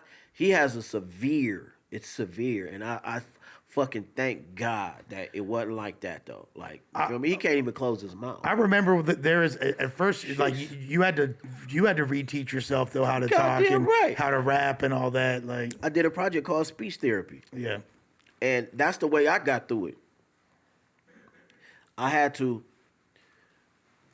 number one, like he was saying, you know, keep your mind off things. So, you know, because I could have just curled up and be like, oh, this is all fucked up. But I was like, you know what? I just wanted to know. I said, damn, can I still bust? And then I'm in the hospital, and I'm like in a hospital bed. I'm trying to bust. It was like, ooh. I said, damn, that ain't right. But then immediately I thought of Conway. And I went and I looked up the Funk Flex where he was on there, and he was killing it. And when I seen him with his mouth jammed up to the side, I was like, shit, I got this. You feel me? It inspired me. It really did. It's Shouts like, to the machine. And he's so dope. Like, Yeah. you know how he be spitting? I was like, I took that as real inspiration. Like, I ain't gonna even cap. You know how people, like, they don't try to give certain credit to what inspired you, what helped you, what fueled you. Like, I looked that up in the hospital. And I looked at him and I was like, I'm good. I said, that nigga busting like that with that mouth jammed up like that. I said, I got this. And I just kept practicing, fueling, you know. And I could hear on certain songs. I remember I play certain songs for him, and he'd be like, nah, I can hear it. Like, you'll listen to it now. He'd be like, yeah, I hear when your mouth was fucked up right there. Because it actually, it did the 50, Yeah. you know, where his tongue and cheek is different, so he sounded a little different. It did that for a minute till I caught it back, you know. Like, but it took about a year. You know, realistically, it took about a year to get back, you know, to like, you know, where I feel that I'm strong mentally, you know, physically, my mind, like everything. It took about, you know, a year or so. But then the COVID hit. So that was a whole other thing. Right when I thought I was getting healthy, COVID hit. Then right when it was like, COVID is about to go away, my brother died. So this has been like 3 years. Boom, boom, boom. It was just like, ooh, this shit crazy, you know. So you gotta, like, what I try to teach him, you know, his sister, my nephews and nieces, like, no matter what's going on, you gotta persevere. You gotta stay strong through stuff because you never know what you're gonna have to fight, and this don't always mean a fade. You don't know what you have to fight in your future, so you have to be strong mentally, physically. You have to have the wherewithal to withstand shit. Because things are gonna happen. Things that you never expect gonna happen to you, your friends, and your family. You have to be strong through it. If not, you're gonna crumble. And if you're not good, how you gonna be good for somebody else? Okay, so how about that though? When was the first time you ever caught a fade with your son? You mean together or me and him fighting? Or what's the best story in that regard? Because like I'd never seen my dad get in a fight, and my dad never really been around for me getting in a fight, and I always thought about how fucking weird it would be. And especially you guys being in like you're closer in age, you're sort of like doing the same type of shit. I mean, I'm sure it popped off from time to time, right? Well, okay, one thing, it's like this. The Rock story. It's a couple of stories like that. You know, I was trying to teach Suspect how to fight, how to defend himself, because you never know when you're gonna need to, and I can't always be there. Right. You know, like I didn't want to raise like and I don't want to be disrespectful to nobody either, but I didn't want to raise like a buster. And it don't mean that you got to be like, you know, you got to be Superman or nothing out here, but you know, I teach my son like you got to defend yourself because that's what my mom that's what she taught me. And he's growing up in South Central LA. So you're gonna have to defend yourself. And not even just on some pride shit, but sooner or later you're gonna have to defend somebody smaller than you or somebody that's trusted you, like your girl or your kid or whatever, you know? Yeah. So and if you scared, you know, like what kind of parent is that? You dig? Where it's like my natural instinct is to teach my kids how to defend themselves, you know, and So it was the one story with the dude with the rocks. All right, quickly. It was a little kid. He knocked on the door, and Suspect said this, you know, on the interview before. But he could tell it better because I was like 7. A little kid, he knocked on the door, and he had this little mean face, and I could see behind his hand, he had a fistful of rocks. So I said, "Yes, young man. What would you want? What would you like? How may I help you?" He said, "Where's your son?" I think I beat his ass earlier in the day. And they said, well, he says, and then I look, and I could see, but, you know, he holding behind him. And I was like, this little dude crazy. So I said, why? He said, I need to talk to him. So cute. It is like the violence of the city. And I'm just in the back playing PS2 watching this all transpire. With rocks, yes, like we in the Middle East or I'm watching him something. open the door, and I'm on the bed playing PlayStation. You about to get stoned. He look at me, look at the little nigga, look at me, like, take your ass outside. Yeah, I tell him, I say, I say, get this little dude out of here. Well, that's what I say. Get this little dude out of here. You feel me? And then so he goes outside. And then, you know, they had they verbal altercation. And then it turned to them fighting. And then so the funny thing is like he hitting the dude in the chest. Boom, boom, boom, boom. And then I remember I was yelling, raise it up. I said, hit him in the face. Hit him in the face. And I know it may sound bad to some parents, and I get it. You feel me? But when you raise where I'm raised at, this is just, I'm more teaching my son a lesson. Nigga, we was in the trenches. Like, if somebody come to the door to violate you, just like I said about the other situation, if you would have knocked on the door, this is what homie didn't know. We already lived through this already. Fact. So if you knock on the door, like a respectful person that you know everybody, I'm going to say the same thing I said about the rocks. Get this dude out of here. That's it. It's not my thing. You know what I mean? It's not like I'm running down on you trying to figure something out. Was you concerned he was finna hit him with the rocks? No. That's part of... You got to remember, prior to this, That's part of the game. Prior to this, I've been in the backyard, nigga, with the little boxing shit tied to the trees, nigga, socking that motherfuckers. I've been and it was like, another training. fight. It was another fight before that. Was like his ex-best that friend. really tested my heart. No, that's when I knew this was the first time that I did this because Lil Brian was a little, you know, he was like a little dark skinned, like he was with the scrappiness. You know, he down for the get down. He was 2 years older than me, a little black ass cut nigga. He didn't want to fight. He didn't even want to fight. I'm yelling. I'm like, I was like, no. I was like, I don't care. You getting tired. I don't care nothing about that. I said, fight him. He in your yard. He talking shit. Get him. Period. Point blank. Because I'm not going to be a parent that I had to tell all these little kids what to do. This is your friend. You brought him over here. If he beefing with you, get his ass out of here. You got to get him out of here because you brought his goofy ass around here. You did. So these are lessons that I'm trying to teach him as he's growing up. You feel me? So I remember, like, they had two fights. Like one, you know, he initially didn't even really want to fight. Then later, you know, it was like, okay, that's a better fight. You dig? So, but I was also trying to teach him lessons. When I tell you this fight started from like the basketball court to the backyard to like the front of the driveway, this was Brian though. Like nigga, No. I remember he was like my best friend, and I was low key like kind fight. of scared of him because he was a couple years older And I than could me. tell. You feel me? Like could tell this. I didn't really want no parts of what he had going on. I'm like 7, he like 9. I don't want no parts of this nigga. But I remember one day my dad like lining us up like back to back, and he like, nigga, you taller than him. Nigga, you can give it to him. But this is like just like some little banter one day. We didn't even fight that day, but like I forgot what it was. I think the nigga was like riding my bike, like bullying me for my bike on some shit, and he like overheard it, and he like kind of peeked out from the back, and he like, nigga, don't let that nigga punk you for your shit. And I'm like, I'm not finna fight him. But not like he was on me. And then I remember the first fight, like after I went back, I'm like, damn. I low-key just whooped him. Then the second time that he almost agitated me, I'm like, yeah, come to the backyard. Nigga, we finna get down. Like, soon as he made me mad at his house, we walked to my shit. Like, we finna fight. And then I remember that second time, like, I remember, nigga, you know when you fighting and, like, your thumb got, like, all the blood in it? Like, we locked. Like, we was back there fighting, nigga, for a long time. So after that, I was like, nigga, ain't no nigga finna ever play with me in my life. I don't give a fuck how big that nigga is. 7 years old, I made that decision, nigga. I fought that nigga twice. After that second fade, I'm like, oh yeah, I'm squabbling any nigga. I don't give a fuck what happens. And now, but these are the lessons that, I already know this because, number one, I didn't have an active father. I had to find all this out by myself. So it was a lot of trial and error. I had a lot of fights just growing up because where I grew up, there's a lot of bullies. It's a lot of predators. They just want to fuck with people. That's just it.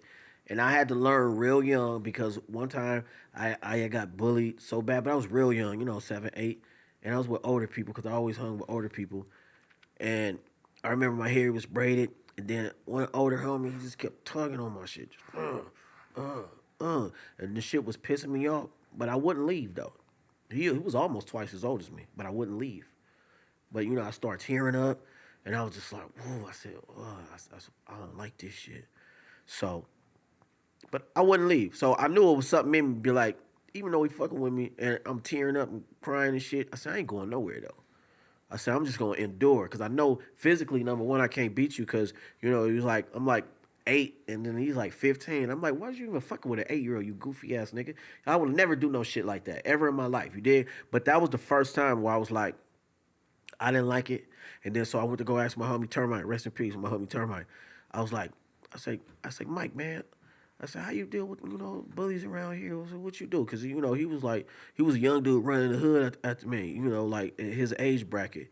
And he was like, he said, fool. He said, go get a weapon. He said, the other homie, Quarter Pound, he used to do me like that. But one day, I broke a broom off, and I started whacking his ass. Man, I miss those gang names from back in the day. Quarter Pound. Quarter Pound, Termite. Yeah. These are my OGs. But so Incredible names. he told me, he said, man, he said, you just got to get a weapon and stick up for yourself. Now, when the moment he told me that, something in my brain was like, I'm different now. Just like how he just said, from that moment, ain't nobody gonna ever fuck with me like that. Because I didn't like how it felt inside. And this is why I try to teach my kids that, because, and then I teach them, you don't bully people and stuff either, because you don't want to make people feel like that either. Facts. I ain't Because never it was a been no bad bully. feeling, like inside. It makes you feel like damn, like I can't even do shit. So I said I never wanted to feel like that again. So people could say, oh, a rifleman like this, a rifleman. No, motherfuckers made me be. However, whatever you think I am, that's bad. People made me be like that. I never, just like Lush said earlier. I have more of a protective spirit. Just like when the little homies try to hit him, I literally grabbed his arm out the way, like Superman. Am I capping? No, you're underselling Okay. it. Why did someone try to hit you? Politics. How Battle is rap that politics. impossible? Lush was a smoker back in the day. Everybody was. Fuck It wasn't you. even that. It wasn't even that. It Lush was was always positive. it was battle rap politics. Right. Yeah. Somebody was upset. The homie now, you feel me? Normally he's with the dudes who are doing the punching in the battle rap Facts. arena, right? It go both ways. Facts. Not, and he's been there when I've slapped people at other events and all kinds of shit. Facts. You should join one of those slapping leagues. I got a future. You gotta tell him You about got the a time neck we for squad it. with the niggas on rodeo. You gotta tell him about the time me and this nigga had a fight in the middle of the street with some niggas. Oh yeah. Oh no! See, I was trying to lead That's up where we was because he going said to the that. fight story. So Oh, yeah, I was the just little trying rock to one. look. We I was still on just the trying rock to one. set up the, how I started engaging you to be able to defend yourself. Turn You him feel into me? a gladiator. No facts. Where it's just like, because I always say this, in the hood, you never know when something gonna happen to you or your parents. And right? I was the little light skinned nigga. That part. So they was Why- picking them. And why do people always be like, what is he mixed with? Nothing. Both of his parents is black. Black as You just shit. came out like that? Yes. No, My his mama mom is light skinned, My mom but, is really but she light. black. Both her parents Both her is black. parents I almost had a moment right there where I was like, oh my God, is Suspect half white? No. See? No, but everybody always say that. They say, "What are you mixed with?" My He ain't- mama black as Look, shit. My this grandparents nigga, black and shit. hey, Everybody. he mixed with nigga and ignorant. No cap. No cap. I'ma tell you for that real. right Niggas now. was like, oh, this so mixed ass nigga think he a mix, bro. Both my parents is niggas. My grandparents niggas. No. All I mixed with is nigga and stupid. Yeah, No and cap. see, now we had to live with this. Like, okay, all right, and just slightly off, but on. So it was a story where one of my homies. Do y'all remember a couple of years ago where they used to be like this? Dark skin, light skin. Dark skin niggas do this. Light skin niggas do this. Okay, it was this whole little, and I'd be like, I don't adhere to this sort of bullshit. But anyway, so one of the homies, they added me on Facebook, and it was like, he said, it's a light skinned nigga. I seen Knox. The gang of people out. And then I was like, I'm not light skinned. No, I said, you talking about me? And this is my friend. This is my nigga G Intelligent. Look, and his daddy, Uncle Jam's Army. Whole nother thing, whole nother story. His daddy was the creator, Roger Clayton, of Uncle Jam's Army, which was the first big movement in LA, period, point blank. All right, shout out. Anyway, so he added me, and then I was like, who the fuck is he talking about? And he added me. But look, so we was having a, I don't even know if you know this story. We was having a holiday event at my mom's house. And the first thing I asked her, and I was like, I said, Mom, am I light skinned? No fucking way. This is a brown skinned nigga. No, I asked my mom that one time. Look, too. no, she was like, she said, most definitely. I was like, I was crushed. I swear to God. No. Because I never see. You're this- light skinned to people in the 70s, maybe, See? because they was black as shit. See? Nowadays, nigga, this is light Look, skin. that Fuck nigga you light mean? skinned. Look. You feel me? No, but I always thought like that I was like right in the middle. Darker light skin. He like caramel. That's what I see. like caramel. No, I used to say that. You feel me? But it was like they was all like, no, you like I was Cap, nigga. no. See, that's You like that's how I olive. feel. You like a See, light all right. brown So skin. whoever see this interview, y'all say if I'm light skinned or not. I'm Because I light didn't think skinned. so. That's what I He's said. olive, nigga. Right? No cap. That's That's cap. also- I'm light as shit, bro. Look, Nah. but it's this one dude. Is his name Foreign TV or something? He do these little things where he be talking, he be commentating about the LA gangbangers, and he say, light skinned Crips who used to beat niggas' asses in the city, and then he'll be showing, he'll be like a big C-Dog from Broadway Gangsta Crip. Yeah. I don't know if y'all ever seen it. I think I know what you're talking about This now that nigga you're doing the voice. He funny yeah. as fuck. Yeah. So, and then I'd be like, so he got the dark skin 3, the light skin 4. These light skinned niggas in LA, you shouldn't be fucking with them. They'll beat your ass. Like, and I'd be No like, cap, man. I ain't gonna lie. Niggas used to pick on me. Like, you feel me? Niggas used to be like, man, take your little light ass. Like, where you from? Nigga, you from the valley? Like, get your little light ass up out of here. No, niggas used to be on your head. Like, when I used to go to the hood, niggas used to be on me. Like, bro, You had to get go your- harder because you're light Hell skinned? yeah. no, this is the fact. This is what I'm Hell saying yeah. about, this is why they create that. Hell yeah. That light skin, dark skin jargon.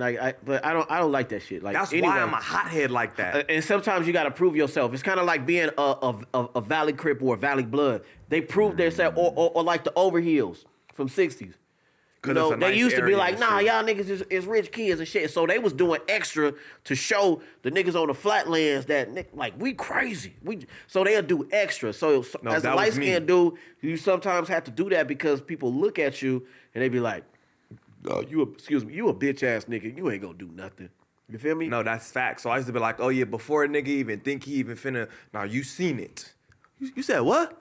That shit, I just went right back into that. Like, nah, we not finna do none of that, bro. Maybe we should just skip ahead to that. How'd you feel? How'd you find out about that situation? How'd you feel when you saw Which? it? The Kelpy. Him beating up Kelpy. Oh, Kelpy, that's a good one.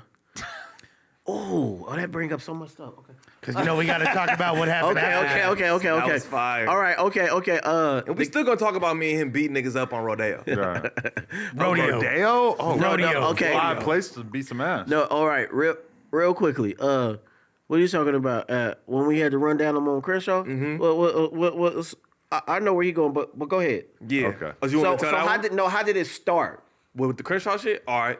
So I'm in the crib, and I think my baby mama walking, or no, I think you called me, or my baby mama. Baby mama. My baby mama called me like some niggas fucking with me at this bus stop. Before she could even finish her sentence, nigga, I don't got no blower at the time. I go grab a wrench, mob up the street. Soon as she tell me where she at, I'm at the bus stop on Crenshaw Express. I grab a wrench, I mob up the street because niggas. tell Damn, me- by the good she life? said it's two niggas. Yeah, no, right there, right Remember in he front. told that story. If a nigga bigger than you, grab a weapon. I said, how many of them? 2.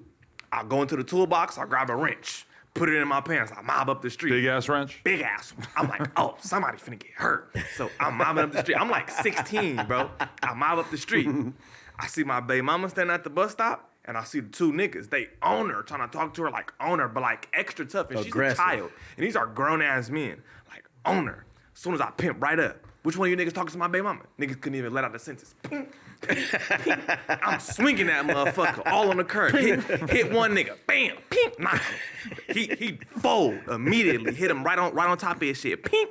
He fold. The other nigga see his man's fold. He tackle me. The nigga tackle me into the bush. I'm banging his head with that motherfucker ass. The other nigga still has yet to jump back in the fight. I hit him so hard. After his man's tackle me, he just watching, like holding his shit, bleeding. Like I don't want no parts of that shit. But I'm on the floor, nigga. Like in the bush at the bus stop, right outside the Domino's. You feel me? It's a train right here. Domino's and a church across the street. We're on the Domino's side. Yep. You feel me? So nigga, I'm in the bush, smacking the nigga on top of that motherfucker. I eventually get the nigga off me. You feel me? And then I pimp off. I get the nigga off me. Them niggas kind of like They kind of standing a couple inches away, and they New York niggas. Yeah. I could tell by the No, accent. they These was are talking not that LA yo niggas. vibe, yo Hey, son. B, Just in town y'all for some niggas reason? mad wildin'. Yeah. No, yeah. that's a fact. Plot That's twist. facts. Yeah, so Okay. they just on my baby mama. You know, New York niggas extra aggressive. That's probably Just what like my them baby mama bitches. That's called why. me. That's why they All girls them like girls, that. yeah. That's Yeah, probably because why she the called niggas me. is so aggressive. Yeah, you feel me? So And that's just normal to them. They don't realize It that is, you it's were regular. Like, yeah. And she's 16 at the time. You feel me? She was a minor. So boom, I get the nigga off me. He go help his homie because his homie whole shit leaked the fuck up. You feel me? So I'm mobbing down the street. Didn't they see Menace to Society and all that No shit? cap. What the They don't fuck? care. They As be, I'm they be mobbing trying down to the test street, that. I see this nigga drive past. I'm like, damn, homies, come get me. You feel me? He wrap around. He come get me. I hop in the car. I'm like, them niggas right down the street, take me back over there. No. Y'all both came back to the house. Yeah, we both pimped off. And then we see you on the block. No. I was in the house. We jumped in the car. I So thought I y'all both, seen you and Kati both came. Facts. I walk back in the house and I tell him. And he was like, nah, these two dudes. We going back. He said, no, go over here with me, Pops. These two dudes, and they fight me, and they messing with my baby mom. I was like, I said, okay, let's go. So by the time we get back over there, they had already marched up Crenshaw. So they was where the Pep Boys used to be. Now They it's- like 4 blocks from our fight. yeah. It's like a Starbucks. It's a Walgreens, and so they right there. So we pull up, and then he was like, "There they go, right there." Skirt. The niggas thought they seen a ghost. Niggas seen us. I bounce out that motherfucker. No. I told him. I was like, I said, what? I said, which one? Which one you got? He was like, the one that's trying to run. The one that's So I was running. like, I 'Cause said, that's the one that I tackled said, go get him. So So look- he chased him down the block. I hop out. I'm hauling ass, nigga. Niggas be playing with me like I won't really bounce out the car and fuck you up. We pull right up on the curb. They're both right there, like curb, street. As soon as he make eye contact with me, he, boom, leave No, his he gone. man. So I told him, I was like, that's yours. He said, go get him. Yeah, so I'm like, oh yeah, I'm on the him. other dude, he was standing right there. He was older than the other dude. This the same one who holding his eye when I cracked him with the shit. And so he trying to cop a plea now. And then I was like, y'all here fucking with my son. He didn't What's want up? no parts of him. He was like, no. He said, man, some. Bam. Pow. So I mixed him real quick just because I said, I'm out the house now on some bullshit. Nah, I gotta punch him. I'm I already might outside. have to do something. I ain't gonna let him run and chase the dude halfway up the block, and you standing here. You know you're not gonna get punched. You gonna get punched too, just because he said y'all did something to him. So, in these regards, yeah, I'm an active father, and I'm just different in a way. Some fathers you can't even run in the house like that. They'd be like, well, what you do? Well, you sit your ass down and play shit. PlayStation. He said, where they at? No, where they at? You like, talking about take me two to dudes, two older dudes is jumping him? And he's just grown ass men. I'm 16, That part. 17. I got in a lot of trouble for fighting when I was a kid. Hell no. My dad he would took ground me right over if I there. got in a And fight. I chased the nigga like 2 blocks. bullshit. Catch up to him. I start punching his ass up. I turn around and I got the nigga folded up all on the wall. And I just hear my pops like, let's go. I turn around. I see him up and down the nigga. Swing at him one more time. Bam. Fight the nigga. Yeah, And then we just been just a week we about to go. Now, see, this is what I learned, and this is why a lot of times, like I never got caught on the streets with stuff because I was never to stick around after we did something. Like, some people want to keep. It's hot over there too, where y'all was going. at. Oh, no, Y'all we was in couldn't. the- That's By what I this was point- thinking after no, you beat the guys listen. up. Why'd you have to go get your dad and go do it again? Because they had me No, fucked because up. they had him on the ground Yeah, fucked the up. nigga Oh, tackled yeah, me. yeah. So I'm It like, was nah, two of dead them. homies, I He need did that hit again. him, but it was still like he felt that he didn't get the best. But you fucked up the guy's eye and But everything, the right? one that tackled me, I need that. Oh, He yeah. tackled me into the ground, and I'm sick. Okay. I'm I sick need- about I that. need those fangs. Yeah, I'm sick about that. He heard the respect New it. York accent. He's like, fuck that. No, and it's it like, was I'm not like- trying to return to the scene of the crime. After No, we get it it in, all wasn't. right, cool, I'm going to be No, out. because You it gotta wasn't. remember, It was 6 4 blocks blocks up. ahead. And Oh, then it's a new crime, a new scene. No, it's a new scene. Because listen, you know what was happening? We on in the middle of Crenshaw, and all we hear, because he beating the dude up, I'm socking on this one dude. All you can hear is people beeping. You know Beeping how their they do horns. that? Like, hey, stop. I ain't gonna stop, but just beep. Leave him alone. All right, so then how's the rodeo one happen? Because that's like way No, different. This is rodeo. Rodeo and Coliseum. Oh. It's on It goes Crenshaw. down into the hood. Yeah. Oh, It goes okay, down. all right. That's a Yeah. different. I'm picturing that's a outside the different- Gucci store. Yeah, nah. No, yeah. my bad. no. You know, because when you get when you get past La Cienega, the name, how you pronounce it change. Yeah, rodeo. Rodeo? Really? Rodeo. Yeah, this hood shit. Look, I didn't know that. Look, either. when you I've over never here- followed that shit. hey, It's, look, it's called rodeo. hey, you Back know in we the years, it's read. rodeo. You know, like we read, nigga. That shit say rodeo. Yeah. It's confusing It's for a- a lot of out of towners. it's the one Come on, that's tell me I'm below- capping. Yeah, You yeah, know yeah. that's true. Oh, yeah. In the hood, it's rodeo because that's the word. Now, when you Facts. get to the rich people, it says Rodeo. rodeo. It's, the it's a same completely different street. But that's the same Literally, shit in New like- York. It's Houston Street. It's Yeah, spelled like Houston, Houston. but you call it Houston. See, that's nice. I like that. Houston. Where you from? I'm from Houston, Texas. Yeah, that sounds hard, right? Yeah. That's when you gotta hold your pinky out. Oh, yeah. This nigga Grow your fingernail out too. No, we have to get it in, bro. I ain't gonna lie. All right, then you see him get into this fade on camera. Okay. Makes no jumper so history. then, okay, we go to the Kelpy situation. All right. Well, me, it was two things about that to me. One was, the things that I taught him. Yes, this is what you're supposed to do. This is how you're supposed to react. This is why you was in, gladiator school all these years. Second, I also told him, just like when he came back, I'm the one of the ones who told him, was like, bro, this is your job. This is a professional, and we all have jobs and settings and things. I run a print shop. I have to deal with the public a lot. You feel me? So it's a lot of times that I want to strangle a motherfucker to death, but I can't. You dig? Because it's just like the business aspect of me. But guess what? He's still young. Like when I was his age, oh, niggas gonna get fucked up the same way. Right. When I was his age, but now I know. Like, you know what? Nah, I try to. We call it true side because the term woo side. When you're trying to get your shit woo side. Or my brother name is True. So when he passed away, a little over a year and a half ago, our family, we created the term. It's called true side. So we already know when it's going down, you got a true side. So now I true side myself. You feel me? I just get into that zone where it's just like, nah, we not tripping. Just let the shit be. But like how he said on the second interview, either way he lose.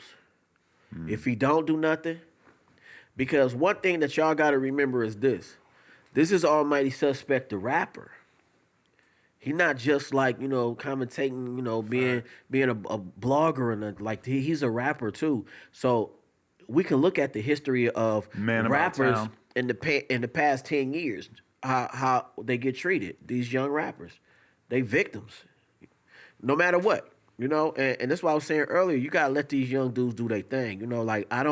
When we was young, it was dangerous, but people looked at rapping in a different way, and you were MC. Like, we used to could rock these big ass them dookie ropes on the bus stop, and yeah, sometimes people would try to get at us, but it was just because they was just out looking for trouble anyway. It wasn't like They people gonna were walk up and actively shoot you, yeah. hunting us down. It wasn't even like that though. You have to be more gangbang oriented for these things to take place. Now it seems like they just want to victimize rappers, which I don't really like that, because it's just like, yo, you got to let these dudes do their thing and you got to let them live. So when I seen that thing with Kelpy, I told him, two different ways. Like, it's, you did what you were supposed to do, but, you also can handle it in a different situation. And then, To me, knowing where he's coming from, the only other option he really had was to be like, yo, stop the cameras, let's go outside. facts. Because just like being a dude in LA, you just can't let somebody call you a bitch like that. Not like just, that. It's just not gonna work. can't. Let's be real. I can't, bro. No, you can't. And that's why I fuck with Adam. Anywhere else, nigga would have been fired. No, but I that's just know where you're coming from, you He know? feels Vlad would have that's- fired you for sure. that's a great understanding that you have about that because, Shouts to and Vlad. I'm wondering how Vlad would have handled now it. fired him. one thing people don't know too, so we can get to this just a little bit. There was a lot of things behind the scenes regarding that too. Well, like at the live, at he the found live show. out at the live show. I didn't tell him I ever had no fight with Kelpy. I'm like I told y'all before earlier. I'm not a nigga who get into something and call him. He gotta find out. He gotta text me. If he don't text me, I'm not finna tell him. No cap, because I'm gonna handle my own shit. And at the live show, Pun was asking a question, and he said, "What happened?" All he said was, "What did he say? What happened when you?" What's up with that Kelpy shit, cuz? Yeah. See, That's but what the fuck he said. But that was it was how, you understand? And me not knowing and like I said, remember, ignorance will put you in certain places. Now, ignorance is just to not know. We all ignorant to a lot of things, all right? I was ignorant to the fact of already what happened, right? But I didn't like how the thing was how the question was posed, because if you You're know, not knowing, you're thinking that it's just some no, it's straight how beef he shit, said it right? though. No, how he said it. It was almost like he was banging on him. And you didn't Right? know No, that if he you had didn't already know, known. He doesn't even know who I the didn't fuck know. Pun Number is. one, I didn't know. 'Cause you've known I Pun never for knew. years. Yeah, I I know never that. knew. I never knew who that man was. I didn't know nothing about Kelpy. It sounded like to me that he took the moment to almost bang on him, right? Just from a ignorant perspective of me not knowing anything about Pun nor the Kelpy thing, right? And how he said it, because I watched the video after. Hey, Almighty, what's up with that Kelpy shit, cuz? So it's like you just hear that and you just, you be like, damn, like what the fuck is that about? So I was just standing, with some of my partners, but I excused myself from talking to them. And then I went over there by myself, as a gentleman, by myself. I was with people. And then I asked him, what was that he said to Suspect? That's it. I wasn't Diddy bopping in the street like that dude that came to my house with the gloves on. It was like, all antsy. It wasn't like that. I simply asked him a question, because that was actually my boy Scar. He was in the back, and he know how it got spent and spent and spent and spent. How I see certain things is just one thing. It's just like, which I would love to clear this up. It was one thing. It says, Almighty's dad comes to no jumper set tripping on everything. Get the fuck out of here. That's some fucking bullshit. That's a good YouTube title, though. I know, but this is what I'm saying about this clickbait. It still make me look in a certain way, and it didn't happen like that. You feel me? Now, okay, here's another question that I would like to pose. If it was only me and this gentleman there, how the fuck anybody know about any of this shit? I didn't tell nobody nothing.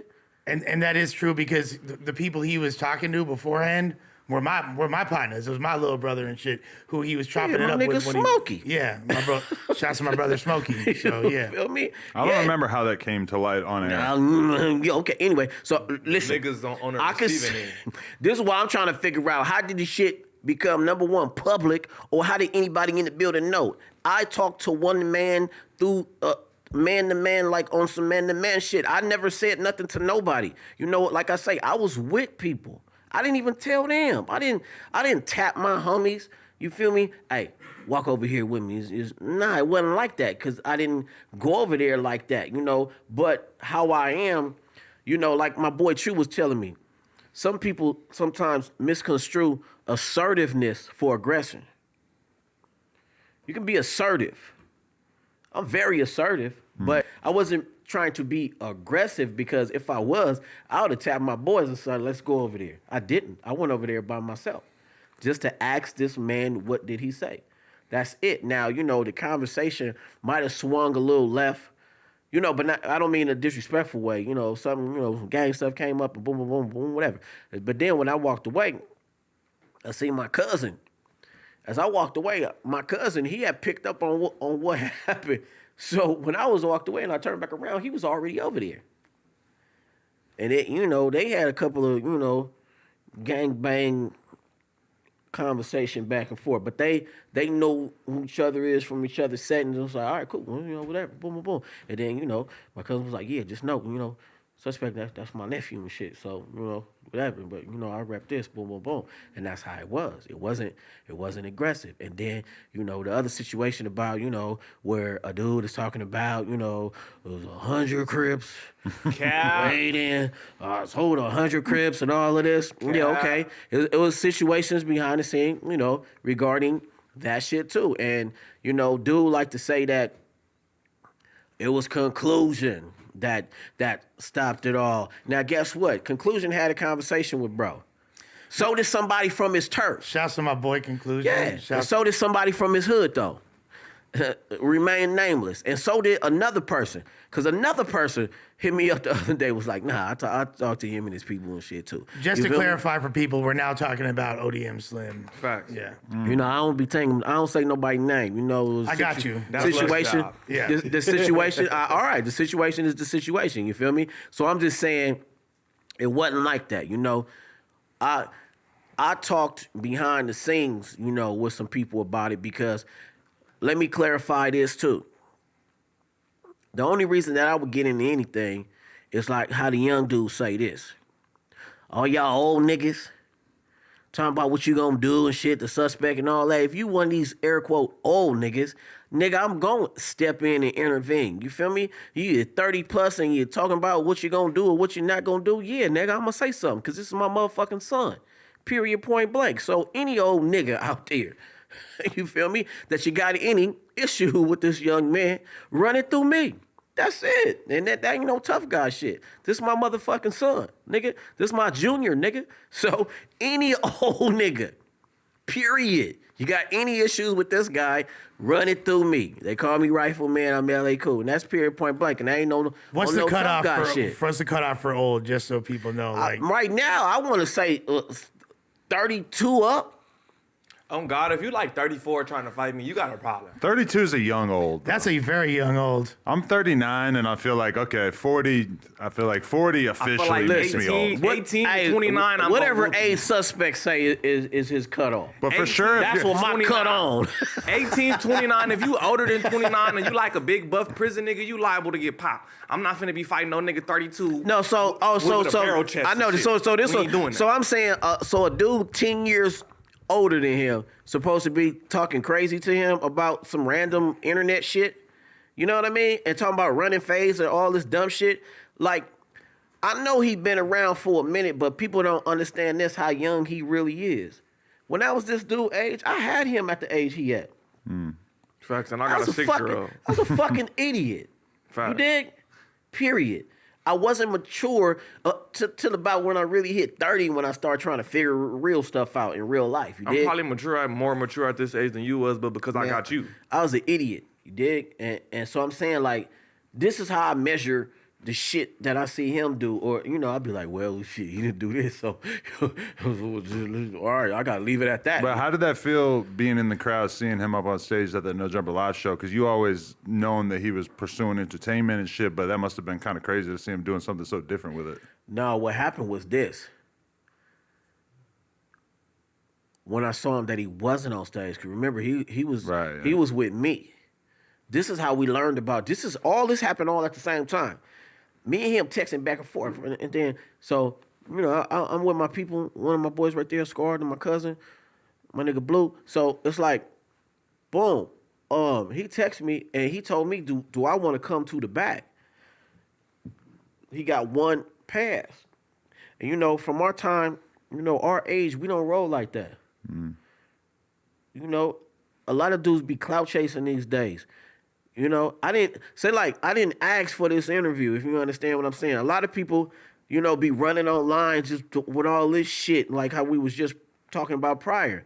I never said nothing about none of this shit publicly. Nothing. You dig? So it's something, I'm not chasing none of this stuff. I already done stuff that motherfuckers is trying to do. You feel me? So I asked him why he wasn't on stage. Because that kind of rubbed me the wrong way. I was on the side and shit. Yeah. You feel me? I was like, nigga, this is a motherfucking live no jumper. Nigga, you work this shit while you ain't up there. What the fuck is going on? So that was my question. I'm like, nigga, I'm suspended. Yeah, then I'm he not like, even supposed to be. Look, he you showed didn't me. get into explaining? He showed me. Then that's why No, I he showed him showed my me his hand. knuckles, but he's like, I got into some shit. He said, I'll tell you later. Facts. That's me. I just showed him my hands. I was like, I'll tell you later. You feel me? Like, I'm not one of those who get the call and save See? me ass nigga. And I it just showed him so my I hands, didn't like, I'll even get at know. you later. Like, people always say, "Oh, wait, running me for this and running." No, I never knew nothing about none of it. Even that night when all this shit transpired, I didn't know nothing about none of it. I just asked him why he wasn't on stage because that was weird to me. But then right while he went, me and my cousin, my dude right there, somebody called him up on the stage. So he went from being with us. Where's Almighty at? He went from being with us a to good getting pulled. imitation. Look, to getting pulled up on the stage. He was actually with us. Now, right after he got up on the stage, you know, y'all talk for a second, then y'all open the Q&A. Then, oh boy, he damn near Beeline to Riley, well, nigga. like, but I could see because you know this is a big dude. Like I could see him. Right. And I was like, I didn't get it. You did? Cause I was like, what is he on? Because I saw him like kind of like boom boom boom boom boom to the front, like you know. So it looked. I was on the side right there. I could see it all. So it looked weird to me, and then it sounded weird to me. Just Even though bit. he's really just punchtigating. That's just what he do. Yeah. See, but that's what I'm saying. You don't know who, what, when, where. You don't know how things could, you know, how things could be taken. So if that's your natural thing, and also like how Suspect said, I never knew who old boy was ever. I didn't know his name till a week or two after all that, when things start being popping up online, or I did this or some altercation and all this bullshit. He got into a fight with his daddy. Oh, that one. There's a post that says, see, that's why I say ignorance is bliss. So somebody was pillow talking to something and then heard something from a herd, and then said something about me and him had a fight that night. Like with each other? yes. That's what. Listen, Names. I got all these in my phone. This is a him and his post. daddy get into a fight at the live show? This is a caption. Me and him got into a fight at the No Jumper thing. Yeah. See, that's what I'm saying. Like, on yo, the sister stream of No Jumper. okay, all right. Anyway, so the thing is, like, yo, Shouts out to Smack. these things is not like some things. I don't think, you know, people should speak about. And number one, if you're gonna speak about something, you should at least have some sort of facts about it. This is why I say the internet always wins, because no matter what I say up here today, I had a private altercation with a person, or you know, just I had a private conversation with a person. How in the fuck is that online? And then how in the fuck from that, then it gets to me and him had a fight. And then it gets to Almighty's dad he said tripped on everything, got no jump. Get the fuck out of here. So I rolled up on the beach cruiser like Debo, whistling and shit. And niggas is tucking chains and like, get the fuck out of here. Like that shit, because it regards, even though they never said my name, okay, but it's still regarding me. You dig? So I don't particularly like, because it's actually a lie. And the one thing that I never like about me, regarding me, just don't lie on me. Because that get me, like, you want to see the fool I am, all you got to do is lie on me. Facts. Because I don't like it. I'm going to say what I did. Wrong, right, or indifferent, I'm gonna take accountability for any shit I ever did, good or bad, period. But when you start lying on me, see, now people think shit like that is cool, because the lie, it creates clout. I don't want nothing that didn't happen. I don't want my name attached to it, period, point blank. Me and this man did not get into anything at the No Jumper. He wasn't even with me when the conversation happened. Right. So that's a double lie.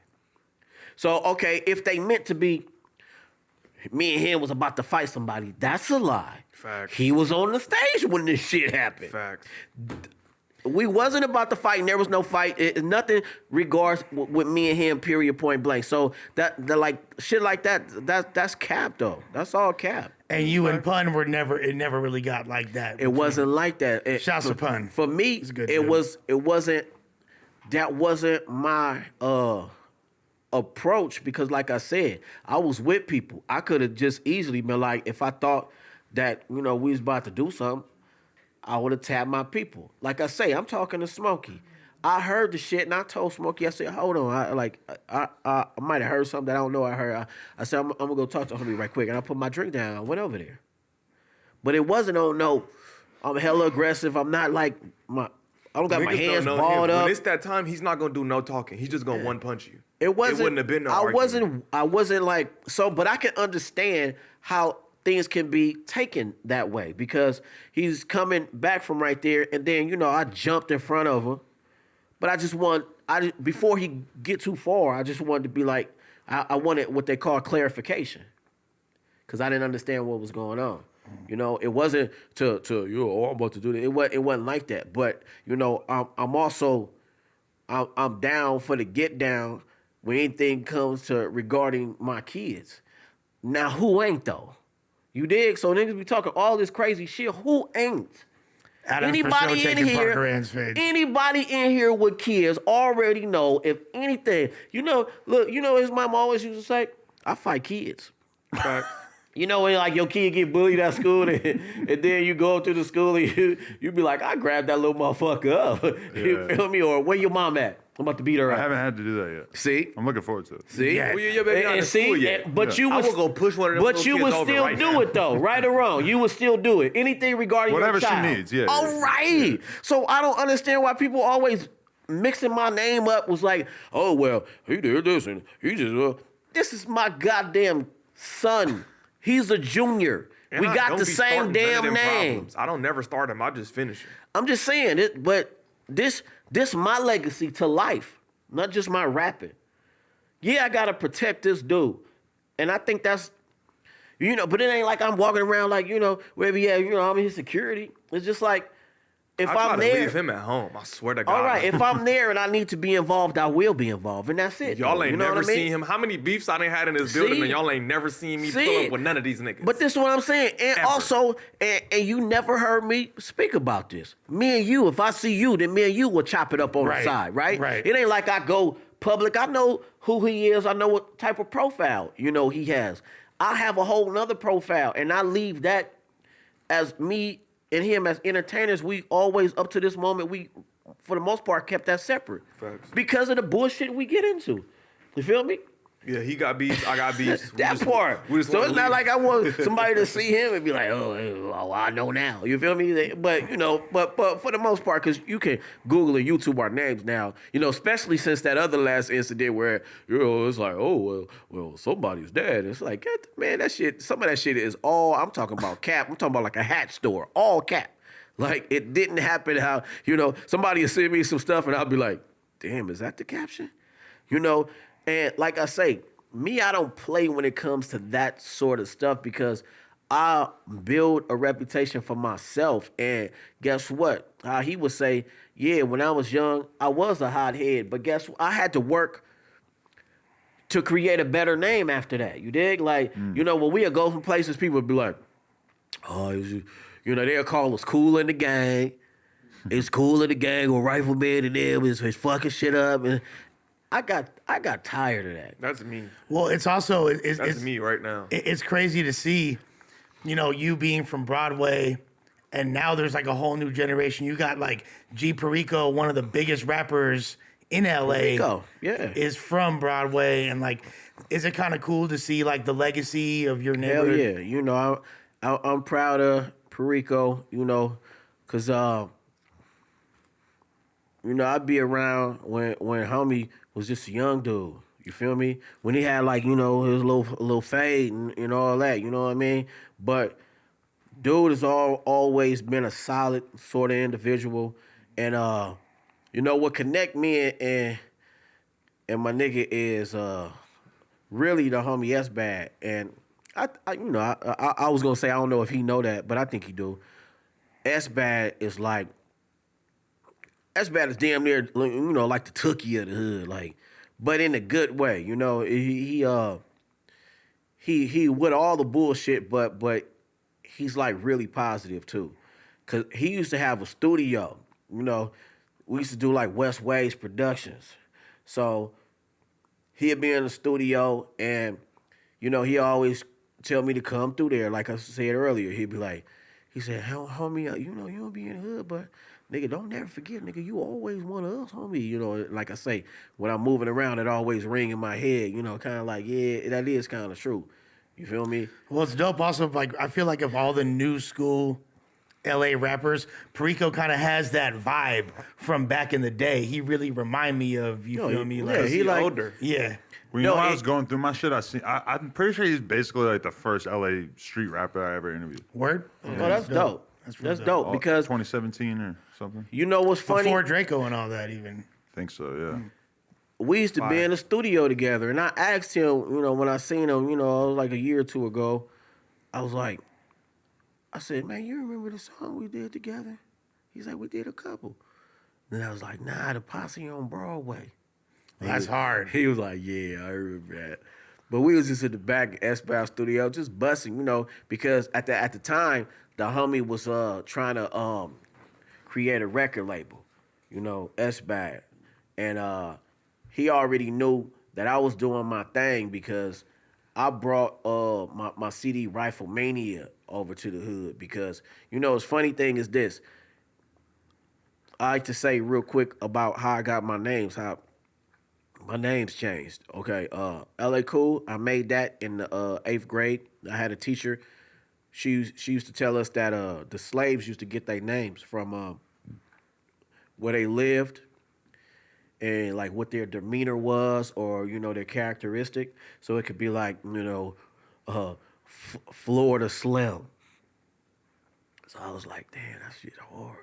I said, Ellay Khule. I said, yeah, I represent the city, and I think I'm cool. And then, of course, you know, you growing up off Run DMC and LL Cool J, but that wasn't why I made the name, you dig? Because it was a history lesson. And then I already told y'all how I got Rifleman, right? Now, I used to split the two things up. Rifleman, musically, is a street rapper. He'll talk about guns and violence and bitches and shit. But then Ellay Khule is, you know, a god lyrically. It's all about sounds. It's all about styles. It's all about, you know, what can I make up and create right here? And because I realized, like, so when I go to the hood, you know, some people will hear some of these Ellay Khule songs and they just be like, nah, I ain't fucking with that. I don't like that. And then vice versa. You go to the Good Life, you go to Project Blow, and those fans, when you play them some street shit, they be like, nah, I ain't fucking with that. So at the time, I was like, I'm going to split into two characters so I can make music for these people and then make music for these people. So when I took my CD Riflemania to the hood, they all was like, all my homies was playing that shit. And that made me feel a different way. You know, I ain't been in the hood in years, like kicking it. But then it was like, nah, this the one right here, nigga. I go to the weed spot, the homies is in there, it's like playing that shit all, you know, all my older homies. And I was like, I tapped into something, you know. He used to like a couple of those songs. And then my nephew that's doing some time in the pen, one of his favorite songs is on that album. One of my mama's favorite songs is on that album. You know, so it's like, you know, when you would do at the time, this is before the street rapping had got to the grandioso that it's got. So you would either call it street rapping mixed with commercial shit, like shit you're trying to hit on the radio. That never was our aim, the radio. But the project I got called Riflemania, that it was everything was based like I was trying to hit that mark. That's right? a dope ass project. That's one of my favorite. That's my favorite Ellay Khule project. Okay. Or I guess it's not technically Ellay Khule. But Okay. yeah. Oh, see, now, you know, people say that. So it's like you can see how I got there, how I targeted certain things, you know, where it's like, well, this is really for the street. This is really for the radio. You know, it's a lot of singing hooks. I got singers on it. You know, I'm using, you know, all these zap type of beats and you know, all this shit, P-Funk and all of that. I did all of what we on the underground would call cliche. I did all the cliche shit, you feel me? But in the hood, they would be playing this shit all the time. So I'll be like, all right, they fuck with that. So they would always want me, S-Bad would always want me at the studio. He'd be like, nah, man, TC's little niggas, man, you know, like, nigga, you the one from the hood, like, right now, boom, boom. So that's why, so when you see, like, Perico, he was there, But as a little kid at S-Bad Studio, where S-Bad would be trying to get me to run the thing because he already know I had success in this already that didn't have nothing to do with the hood. It's dope to see what he wanted, how he ran with it and shit. That's No, real then dope. he created his own thing. Like Rico is that's the Lil G homie now. You That's going the little crazy. big homie from the hood. You going crazy. You feel me? Something I really want to point out about the two of y'all. It's like the main thing that I haven't said yet that I wanted to touch on. And just so you know, I've pushed it about as far as I can. So Yeah. I'm like, I do have to dip relatively soon, but I definitely, I don't want to stop it if you we've guys. been are in- still No, having this to is a go. good. We've been This, here for 4 hours. this is a good insane, point. yes. This but is long. This is amazing though. it's not even really a question. I just kind of want to point out. It's like me and Mike Eagle were chopping it up about it, and even he said that it's so dope to see with Almighty. There's a little bit of the Ellay Khule style in there, and I know he's not doing it on purpose. I know he can't help it, but it's like a certain way that y'all, because like everyone in Project Blowed and The Good Life has their own way of like, Of course. attacking Signature. it. And you would just be like, yours is pure energy. You feel me? Like Rifleman is just energy. Like sometimes we'll be a little ahead of the beat, sometimes we'll be behind it, but you always find your way back to it and you attack it hard. And he naturally do the same shit. And I always thought that was really dope. That, you know what I mean? Like it's two completely different styles, two generations. Look, before we stop, this is what I want to say since you said that. I used to tell him that he should name his styles because everybody was stealing some of the stuff he was doing. I'd be like, all you gotta do is just name it and then be like, oh, well, so-and-so did. Man, they did the 142. Or the, you know what I mean? So then you kind of can throw it off, but be like, no, I already did that. And that's my signature sound. That's just one of them. You feel me? Like how they say somebody stole J. Cole. He called it the Superman. And people use I thought it was that. Big Sean. Okay, yeah, okay. You're was right, Big you're Sean. right, you're right. That part. Big Sean, the Superman. He named it. So it made it was like, nah, I know they're using that, but that's just my Superman. You feel me? So he's an MC. He just dumbed down. Because the first thing he ever was on was the thing I told you about earlier, the cypher. And he was busting, he was rapping fast, and he didn't sound nothing like that. But that's how MC's supposed to be. You don't have the same style all the time. And I'll also tell him that he can create the curve. Don't worry about somebody stole this one sound from you. Create another one. And that's what I did. And I know it's crazy because people used to take y'all style, people taking your Niggas for style. sure took my shit and made $1 million off it too. Shit crazy if you ask me. And then had a nerd to come in this motherfucker Whoop. talk about me. Up. Yeah, but me and the big homie Adam was somewhere spending money in the mall, so it didn't even matter. You feel me? Go watch a very No Jumper Christmas vlog. One of the greatest Dope-ass vlogs vlog. ever. I watched that the other night. It was funny. That was amazing, right?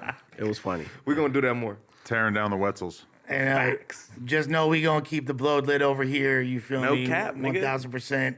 Might even need to do a part 2 at some point because I think there's- so. I'm really because- an honorary blow member if niggas know. Oh yeah, I'm No I cap. already know. You second generation. I'm keeping this shit going, nigga. This ask is me. maybe the I'm for longest sure- I'm for interview sure from the we blog. ever done. And History. It was I so broke easy. history. It was like nothing. Facts. Bro, after 52 minutes, Adam be ready to go home. Look, I broke No Jumper history. That's so dope to me. I don't care what nobody's saying. That's you know what I facts. mean? Let I me don't know. care what Check, but nobody's I don't know saying. if we ever went 4 hours. Or I don't. This is probably like 3:45 or something. That's I think. crazy. That's 4 hours. That's I thought podcast my hours. record was 2, and I thought that was hella crazy. 2 feels like an eternity. And we ain't But even it- scratched the surface, bro. But it We depends on who you're haven't. talking That's to. why 'cause we I'm- gonna get this. Because I'm there's just some like- stories that I ain't even tell. I'm just like genuinely tapped in on all the stories. Just like, I got to get to the end of this story. I got to know what happens. No, that's dope though. Look, and I feel all my honored. notes. I feel honored. Thank all of y'all, Susgard, Lush, Adam, man. Thank y'all and thank the whole, No Jumper, man. I fuck with y'all, and it's good that shit. Suspect is doing this. We got nothing but love. You need anything on the underground, y'all let me know. We tapped in, and that's from the highs to the low.